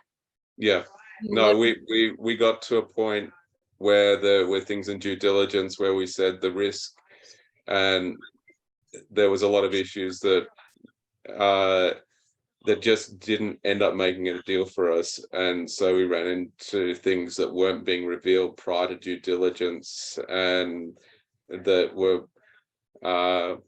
it was just what it was. So we haven't quite exited yet. If we can wholesale it off in the process, if somebody has a better risk tolerance, we'll do that. But we're in the process of exiting that now. So who do you think would have a higher risk tolerance? Would it be somebody with more experience, more money, a different financial strategy? I think it would be. I don't think anybody necessarily has a higher risk tolerance. It's maybe how good your system is. So as you know, that Julie and I are with Vina's Charlotte deal. Yeah. And Olga as well. Sorry, Olga. And the thing is, when you talk to Vina, her analysis is far better than anybody on this screen.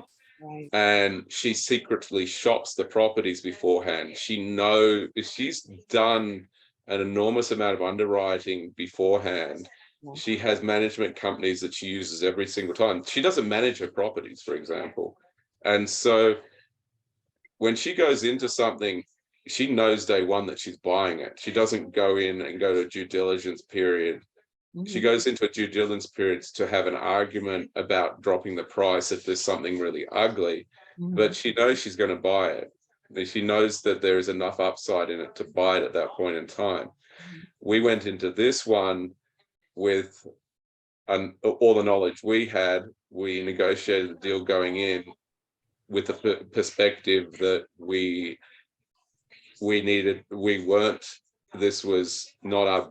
this was one of our first big deals, Right. and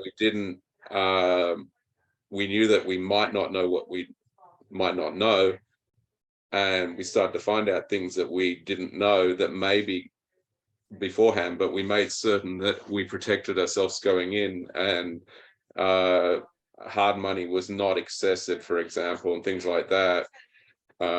Money going hard was not excessive on it. I mean, it's a learning experience, I'll say that. It's not. Yeah, you're either winning or you're learning, right?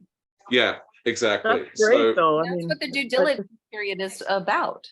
Yeah, Yeah, I exactly. remember Pauline was saying, right? You remember, ladies, a couple of weeks ago, she was saying that there's something that's fishy, like they're hiding something. Yeah. They're Yeah. not being open and they're not answering all the questions. And I don't Well, understand. we don't those want to sellers, say that right? they were hiding anything. They just have their way of doing things. It's a small community. We know what they're like. If you get something under contract, have a chat to us in case we know who you're buying from or the broker you're going through, and we can give you advice. But we need to go back to that broker again, for example. And so we have that somebody else, we don't want to do this deal, but somebody else may be willing to do it with the criteria that they're seeing. But we know that we don't want to do it, and for a lot of solid reasons. And so we decided we would just take a step back from it. So and it happens. So I love that. I know, I'm sure it's like, after all.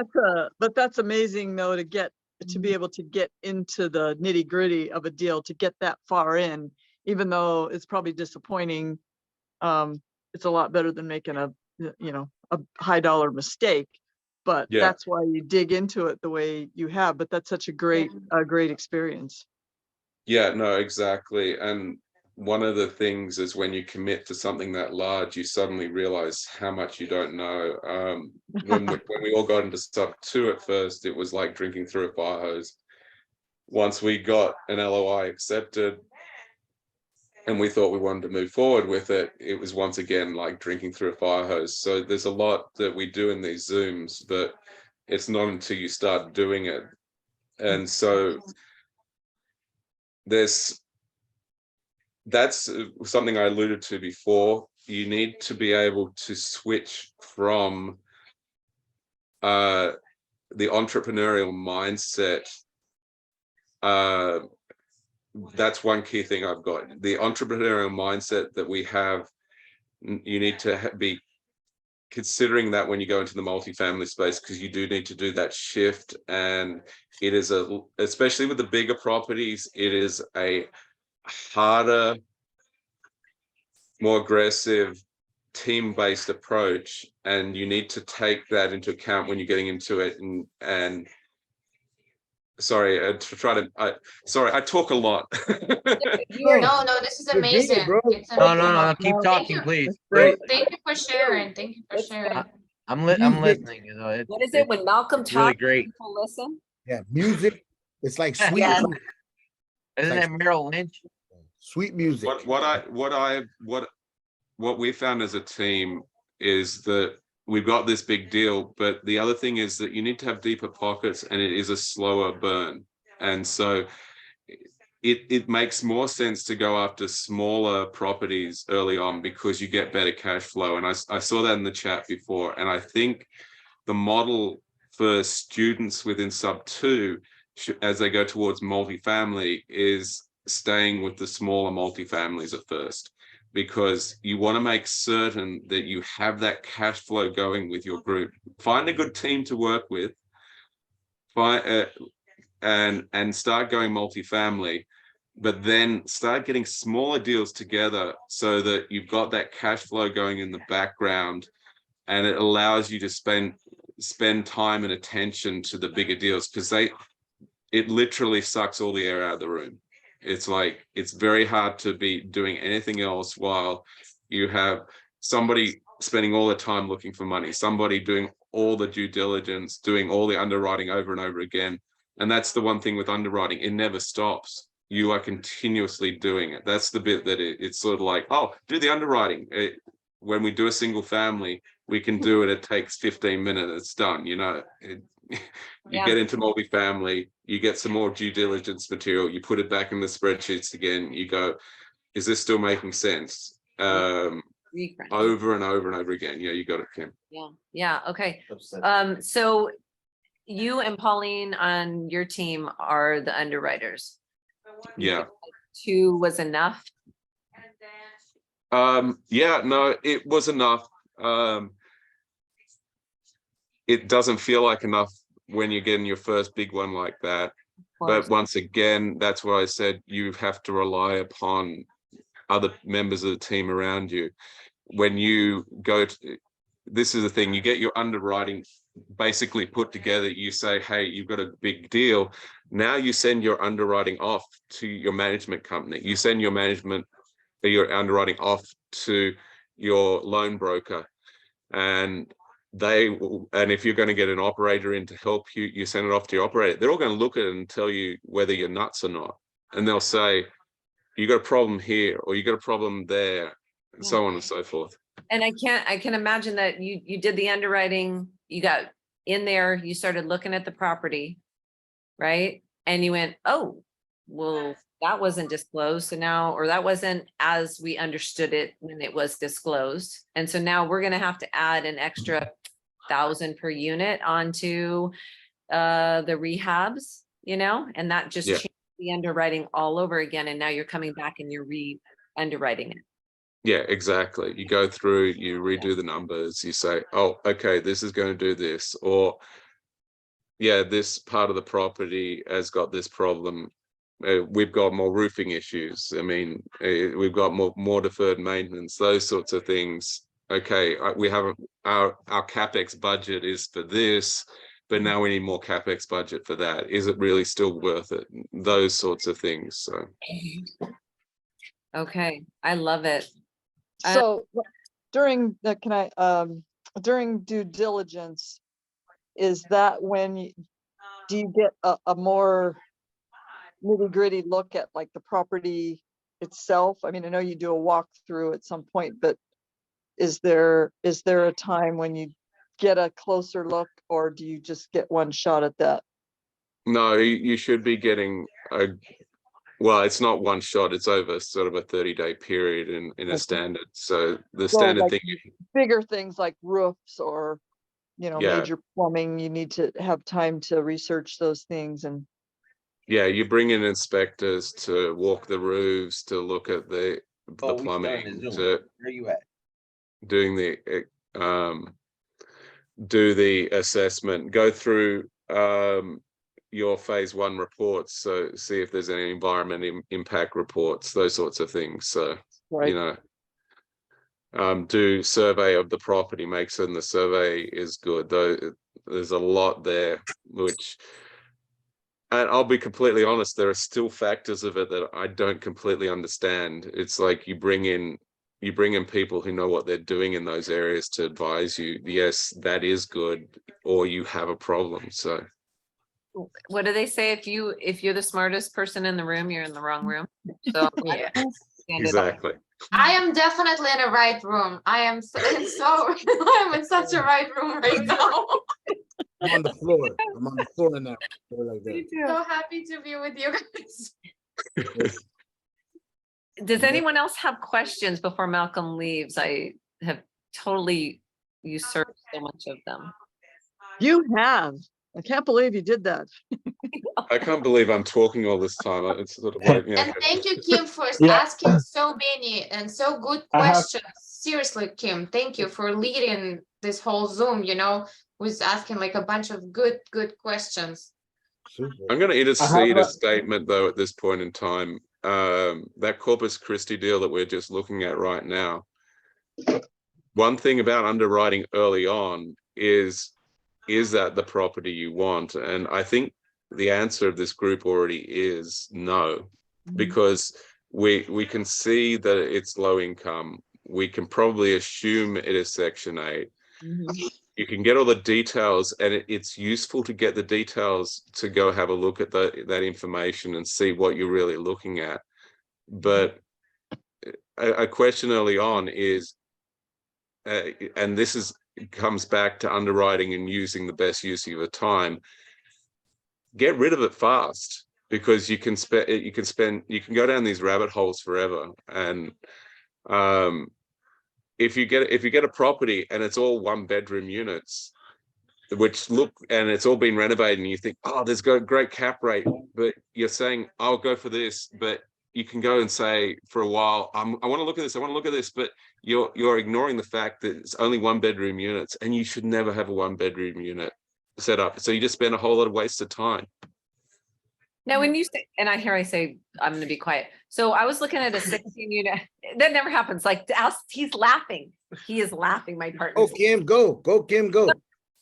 I have a 16 unit property in outside of Nashville. Okay. I was looking at it as a dispo for like sober living. At first I thought it was a 2-1. It's a 1-1. And I like you just said, I despise just one type of setup or unit size. Unit mix. Yeah. I always want to see that mix, because then you just are attracting so much more tenancy, Yeah. But I thought, okay, well, if I'm doing it with like a sober living, where it's contractual, and I can put up to 3 people in 100 square foot room, which is tight, but I just tripled my rent, and so I can see a disposition route on a 1-1 or, a 2-1. Whereas Julie and I and Olga the other night were looking at a property. How many did that one have, Julie? But they were all 2-1s. Oh, remember yeah, that? I think that was what, 16? It wasn't a big one, was it? Yeah. Was it? They Am I were thinking all of? 2-1s. They were all 2-1s. Or we looked at one that was all 1-1s. Yeah, that was mine, I think. Yeah. Yeah. So I agree with you. So talk just a little bit more about why you don't want that. Just experience from everybody else, but it 1-1s in themselves, it's useful. It's okay to have 1-1s because you within a mix, but having only 1-1s ends up with exactly what you're saying, that you have just people that are interested in that are going to be transients, and transients are just moving on and on and on, or so it tends to have that cachet. If you go to 2-1s, you've got a situation where, and I think a mix of 2-1s alone, if it's not too large a complex, is possibly okay,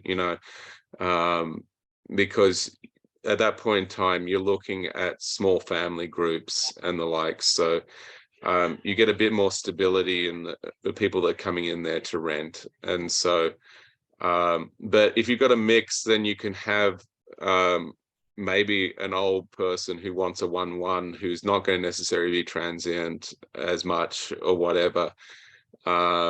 You don't have to find all of it. If you've got some small family groups that are in there and the likes, or if you need somebody who needs a little bit bigger, you just got a variety, and there's some advantages in it that it just intuitively makes sense to me. I'm not very good at putting my finger on exactly why, but 1-1s I know are just a no-go zone. That's just an example. So yeah. Well, that makes sense, because then you get a mix of families and single people or couples, or you get a better mix of, in a 2-1 demographics. you could have a mom and a dad, or a mom and a mom and dad, and kids in the other bedroom, right? You can have 2 single people in the unit. You can have a Yeah. single mom and her 3 kids or her Could 2 have students, kids. you know, roommates. You could have a, whatever. you know, a 30-something-year-old that works from home and doesn't want to have their office in their bedroom or their living room. And so they're, they've got the other bedroom as their office, and they're working from home. You've got a professional that works from home. Yeah. So there's lots of different options with the 2. I just want to touch up on that on the 1 bedroom and 2 bedroom thing. I also just realized on these 1 bedrooms, it can also be aimed towards like a student housing type of a scenario, or maybe a affordable housing type. But again, it speaks to what Malcolm was saying. Absolutely, Joel, absolutely. But it's more transient. So you have them settling in. So come May, they're clearing out for the summer, a lot of them, right? Exactly. The one that we looked at with Julie, it was right behind the university. It was Arizona, right? And it was it ASU? It was behind? Julie's muted. Can't hear you. You're too far away from your phone. She's muted. It was Texas. It was Texas? Texas, yeah. Okay, yeah. But it was a small town, kind of small town. Yeah, and it was behind a university. So we were looking at, the vacancies, and they'd sent us some of the financials, but they weren't being clear on the rent rolls. And I want to see, the T3s, and I wanted to see the T12s, because I want to see where it drops off, So if it was right behind this university, is it dropping off from May? So June and July are dead and we've got vacancies, ouch. And that's every single year. What do you do to stabilize that? I can tell you that because I'm paying my son's student rents for the last couple of years. And for the first 2 years they come home, and then the next 2 years they don't, so. Yeah, well, my students, it doesn't really matter when it comes to student accommodation, and they've been living in these group houses, though. We're paying that rent for 12 months of the year, I can tell you. And I'm paying I've got 1 son left. I'm paying I think $11.50 per month for a shoebox in this house. And they've set it up. I think the house that my son's moved in, there's $12,000 in rents being paid per month. So it's a premium. Yeah. And that's in a house, though. I would love to get a house near campus. Yeah, they're going to trash it. Yeah, I was just having dinner with a old friend from high school, and we were just chewing the fat. And you guys, oh my gosh, his idea was phenomenal. He goes, what I want to do is I want to get a house, and what I'm going to do is say the rents are X. Okay, the rents are $2,000 a month. If you show, and I don't know if this is legal, but I'm going to darn well be looking this up, and anybody who wants to copy this, go for it, because I want to see y'all make money. You show me your grades at the end of the first semester. If you're carrying a 3.5 to 4.0, you get $500 off your rent. Because you know what? And if you're dropped, you're staying. And there's a tier, and it tiers according to the GPA. So reason being is they're going to be home studying. They ain't going to be out partying. They ain't going to have parties in the house. They aren't going to be trashing it. Right. And I'm coming in all the time, and we're walking this. And I want the nursing. I want the engineers. I want so it was just this great idea that I had never thought of, that I just thought it was amazing. I was an engineer, and a straight engineer, and we were proud of our drinking ability. I'm not certain you've got it right, Kim. Well, I don't know if he said engineer, but I mean, he's like, I am too. Oh, Malcolm, you were the party and engineer. I know you were. We need photos. We need photos. Nah, I don't think there were any photos back then. So I just think, like Joel was saying, yes, because you can have students in there, that's great. But unless you can lock them in for a year's, rent, I agree. And I don't know that that works. Which you can because a lot of those in areas, especially around universities, housing is in short supply. So they're willing to do it even if they're not there or their parents are, whoever's paying their freight. But Okay. and then a lot of students stay near campus in the summertime and just work, especially if they're out of town. But really in most areas, there's a lot of there's a housing shortage, so people are gonna be willing to pay it. Yeah, no, I think it's a great one. I actually tried. My son was living in what they're not strictly frat houses, but they're passed from the frat from year to year. And like there was this one that's owned by this old guy called Muhammad, who hates it. He's like in his 70s. He hates looking after the property, all the rest of it. I said, I want to buy this property off this guy. And my son said, don't you dare go near it. He didn't want it. But I mean, as I said, $12,000 a month. That's enough to offset the pain. Plus the other thing that I didn't say is on all these houses, the guarantor is the parent. Exactly. The parent is paying to support them, and so you just, I'm in this group chat of 10 parents for my son's house, and when our sons did something which we shouldn't talk about, like burn a jersey in the pool and clog up the pool filter, guess who's paying for the pool servicing at that point in Mommy time? and daddy. No, the kids are, because us parents are all over top of them. Okay, so note to self, like always make sure you have it in tight with your kids' parents, roommates, or roommates. Oh my Yeah, goodness. you can suggest it to the kids' parents, but you make all the parents be guarantors on if you can get a house nearby. So Yeah, when I used to clean You houses, gotta be respectful of Malcolm's time. We maximized every single minute and second of your time. Thank you so much from the bottom of our hearts. So much value, so much Thanks, Olive. information. We Love it. are in the right room for sure. Malcolm. Thank you. We would love to repeat it at some point. Yeah, no, I'm happy to drop in and talk again sometime. I'm just learning like you guys, and I'm happy to pass. I've had so much passed on in my direction. I'm happy to pass it on in your direction as well. And I know I talked a lot, and if you need to hear it again, don't feel shy. I know that I probably talked about a lot, and it just is one of those things that you need to hear and then execute multiple times before you really know what you're hearing, even at times. And so multifamily, you've come from the right spot getting into this Elephant Challenge, because you've already got real estate background. And so that gives you a basis for knowing what you're doing, and you can do it, I think, and you're going to have fun on this challenge. So awesome. We are. It's already been going really well. Loving it. Kudos I to think, Malcolm. anyway. Whoop, Thank whoop. you, Malcolm. Thank you, and sir. if you have any deals that you want to sign, There we come go. and talk to.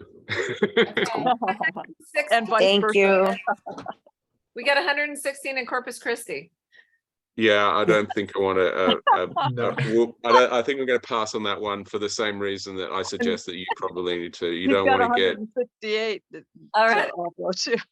Okay. Yeah, So I do like Corpus Christi, though. I will tell you that. So give Paula a hug and a hello, and hope you get to enjoy just being a little bit tonight. thanks. Yeah, I've got to go make a cake now, and then we're going out to a dinner party. So Nice. Yeah. Appreciate you, Malcolm. okay, Thank you. have a great one. Thanks, guys. Thank you so much. Bye, Malcolm. Hey guys, Hey, wanted guys. to ask one thing. What kind of fire? Wow, guys. Fire. Fire. Amazing. Amazing players. Fire in the chat.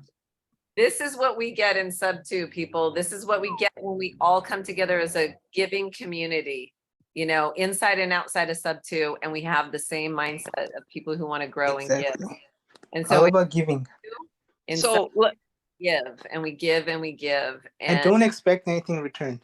Just No. give genuinely and like, actually help people grow. yeah, it's such exactly. it's such a blessing. And hopefully that just brought you guys, and because it brought me a boatload of, you know. That was great. That was so, It was. I'm sorry I missed part of it, but I had to get out and get a walk. My poor dog. Manna, can we have I'm a just glad recording your on this, right? calculator. Yes, it is recorded. Okay. Yeah. But I just recorded it locally, so I'll try to figure out a way to put it on the cloud or put it in the group, the Facebook group. It'll download when you get off. It'll download, and then you can upload it to Facebook. the Facebook group in a post. Okay. You're gonna need to That'd attach be great. files. Okay. Okay, because there'll be like a few different files. So attach them all. Some will be the text of it and the chat, and some will be the recording of it. And some, like I've only listened to 1 or 2 like that, and it's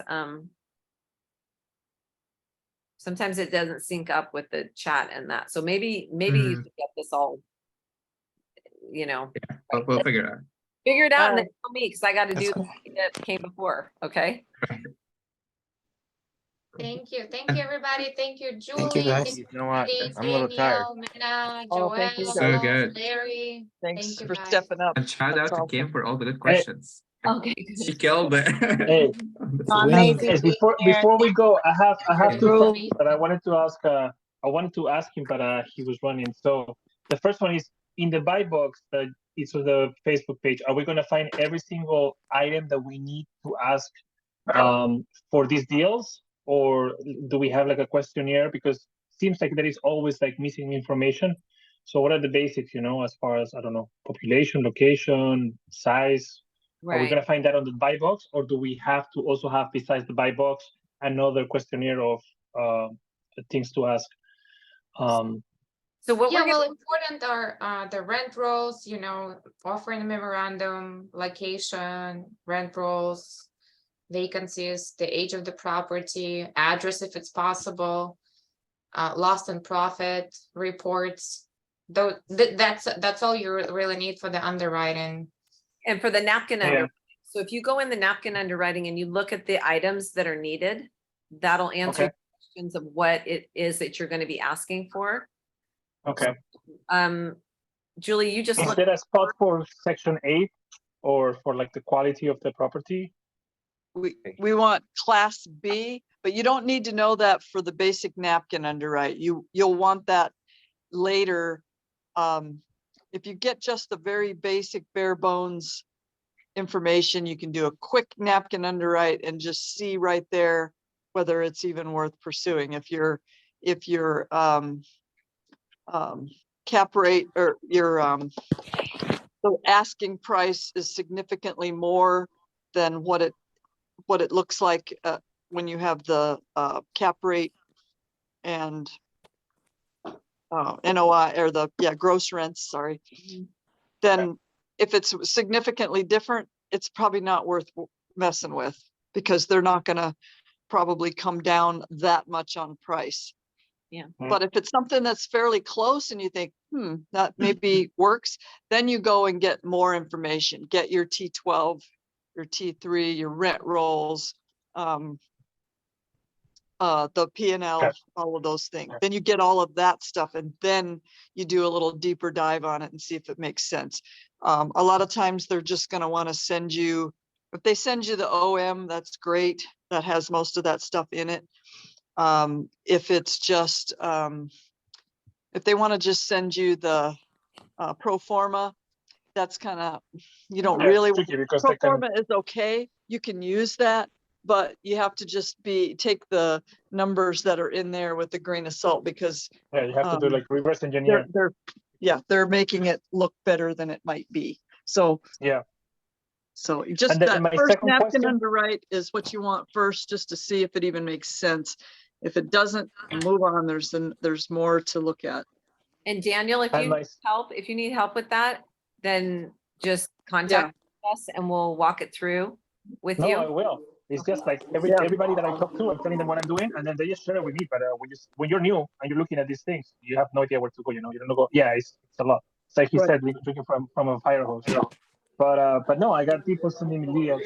My second question is about the underwriter. The underwriters, if they are on your team, then you are doing the deal with them. But are they also getting a percentage of the deal? Are they getting paid for underwriting? Can they not be on the deal and just get equity? Like, is there a negotiation that goes around the underwriter?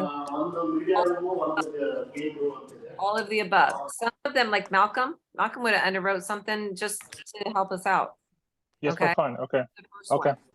We have Pauline on our team. She's an underwriter. So we have Pauline and we'll be probably getting a backup underwriter just so that we make sure that everybody's looking at it and cross-checking and double-checking and sharing the load.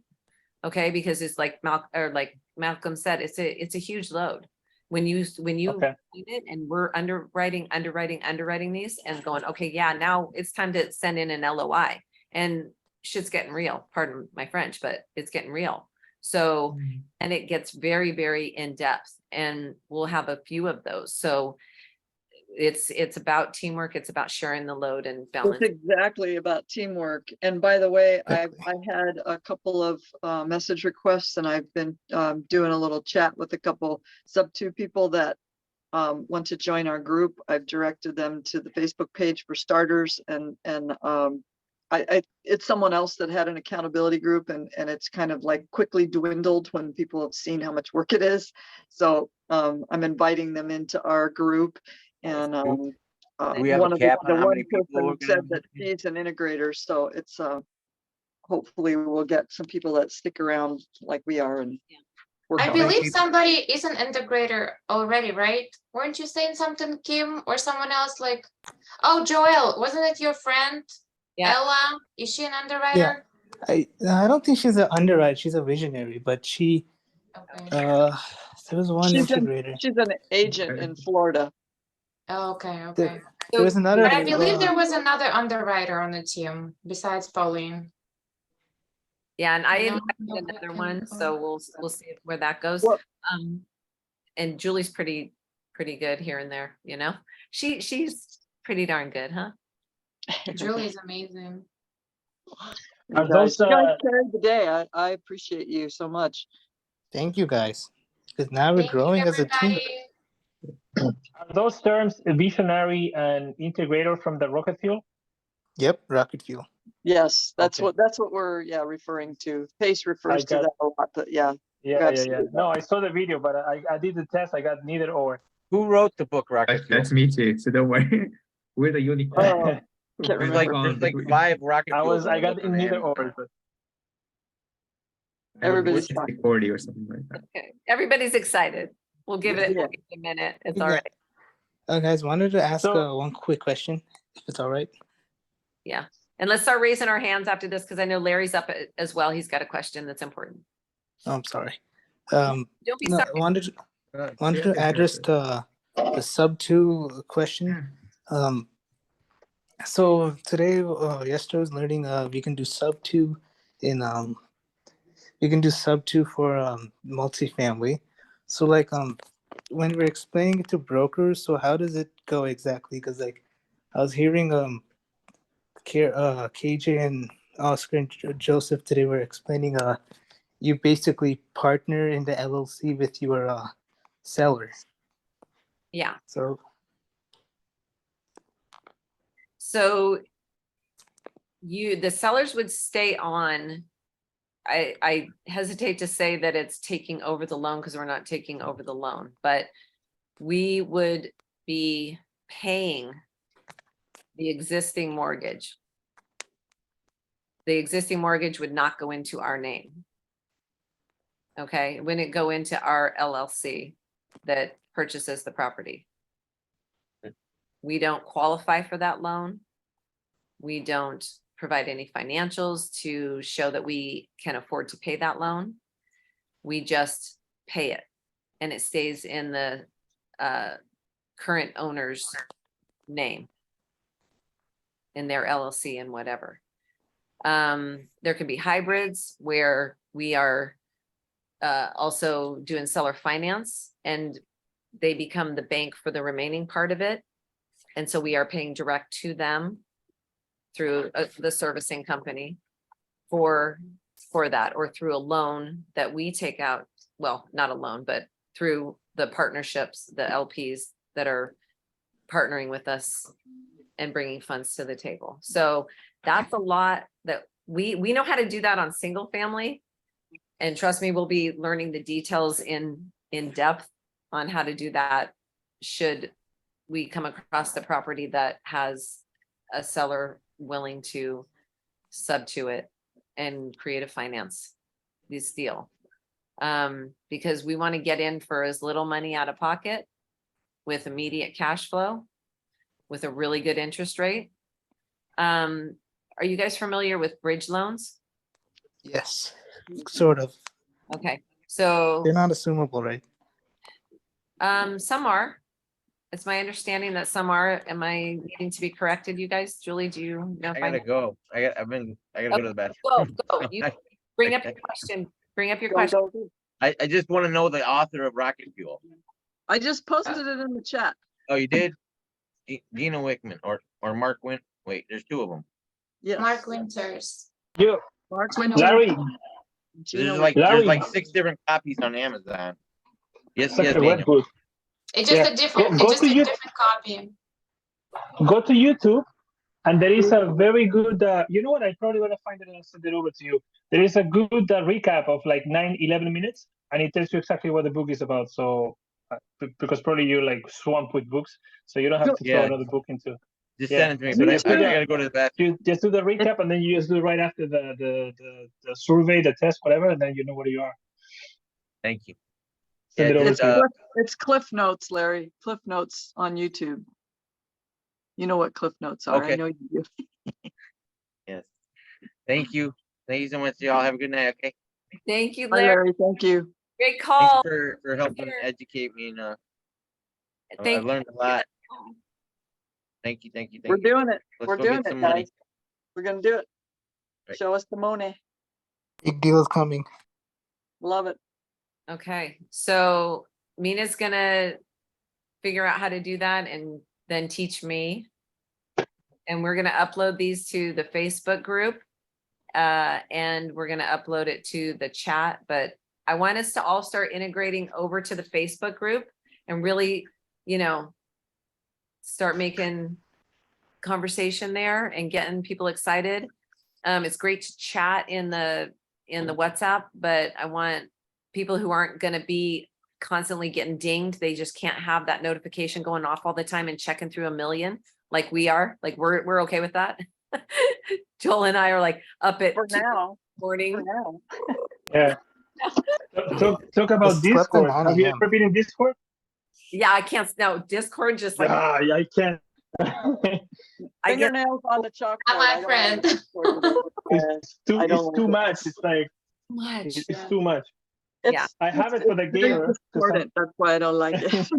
People are like, yeah, Discord because you're old. I'm like, no, it's not that. No, it's just too much stuff everywhere. It's like, Too much stuff. I I mean, agree.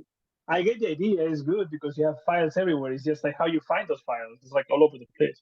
Well, yeah, sometimes enough is as good as a feast, right? I mean, you spend so much time just trying to figure out how to communicate with people that you're wasting that much more time, you know? Exactly.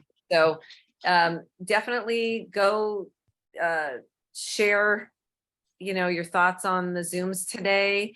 I can't thank you guys enough for showing up and sticking with us on this. I know we didn't get a lot of calls in, but we knew we wanted to underwrite. We knew we wanted to do some That's okay. What we did was good. what it was meant to be, right? Yep. It did. Appreciate you. Yeah. Let me ask you something. Because now it's a little less noise than 2 days ago when everybody was going crazy with the elephant challenge. On the Facebook group. So I'm gonna go in. Am I able to showcase what else I do? Because I do many things. Yeah. Or we're gonna keep it related only to multifamily.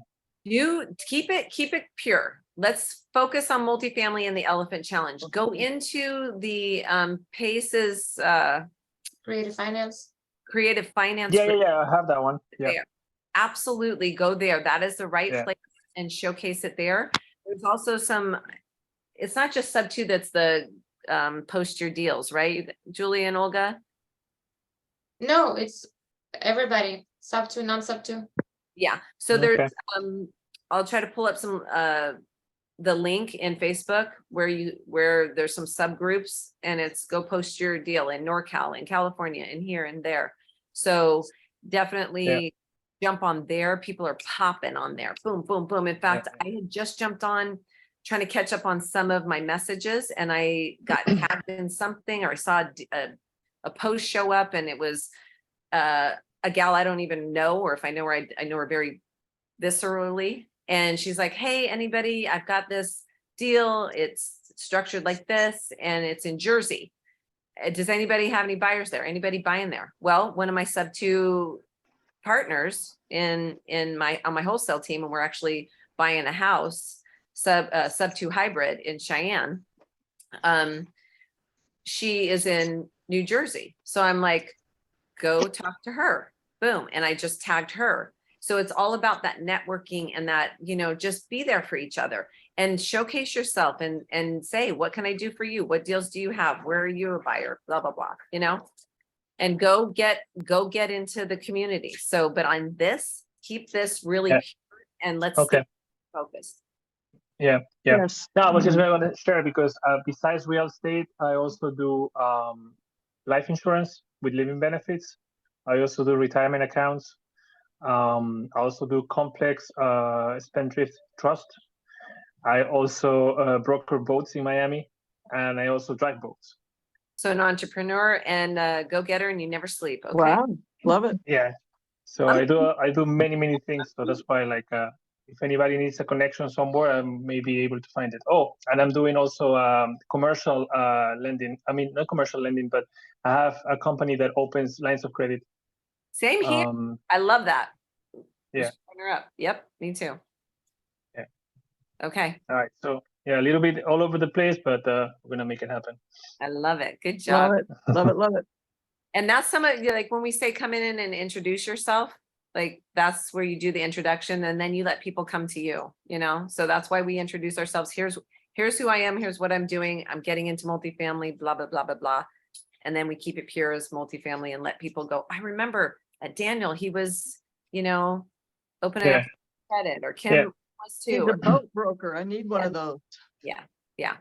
So, and we'll say, Yeah. So from this group, I know Larry and Yonetti. So Larry, I know him from Powerhouse, and Yonetti from Powerhouse, and we are in the same brokerage here in Miami as well. Great. So we have many things in common. We're gonna get Yonetti on the phones next, right? She left. I know she did, Oh, but we have a plan, don't we? She got really good. We're doing these role plays with Powerhouse. I don't know if you know Carlos Ruiz. Yeah. So she probably started a month and a half ago, and she got really good on the phone. So excellent. He's improving, but he's getting better. That Powerhouse helps you a lot because they have these open Zooms every morning actually, and every afternoon, and you just go in and they talk about deals and they do a role plays and they do live seller calls, which is good, really good. Hey guys, I have to jump off. Olga and Kim, can we do a quick little chat a little bit later, or else tomorrow morning maybe, or something? Yeah. I got some info to Give- share. DM us and let us know what. Okay. Thank All you. right. Thank you so much. everybody. I Okay, guys. appreciate you. We'll be Appreciate you posting guys. next one is, okay? Yes, I'll do that right now.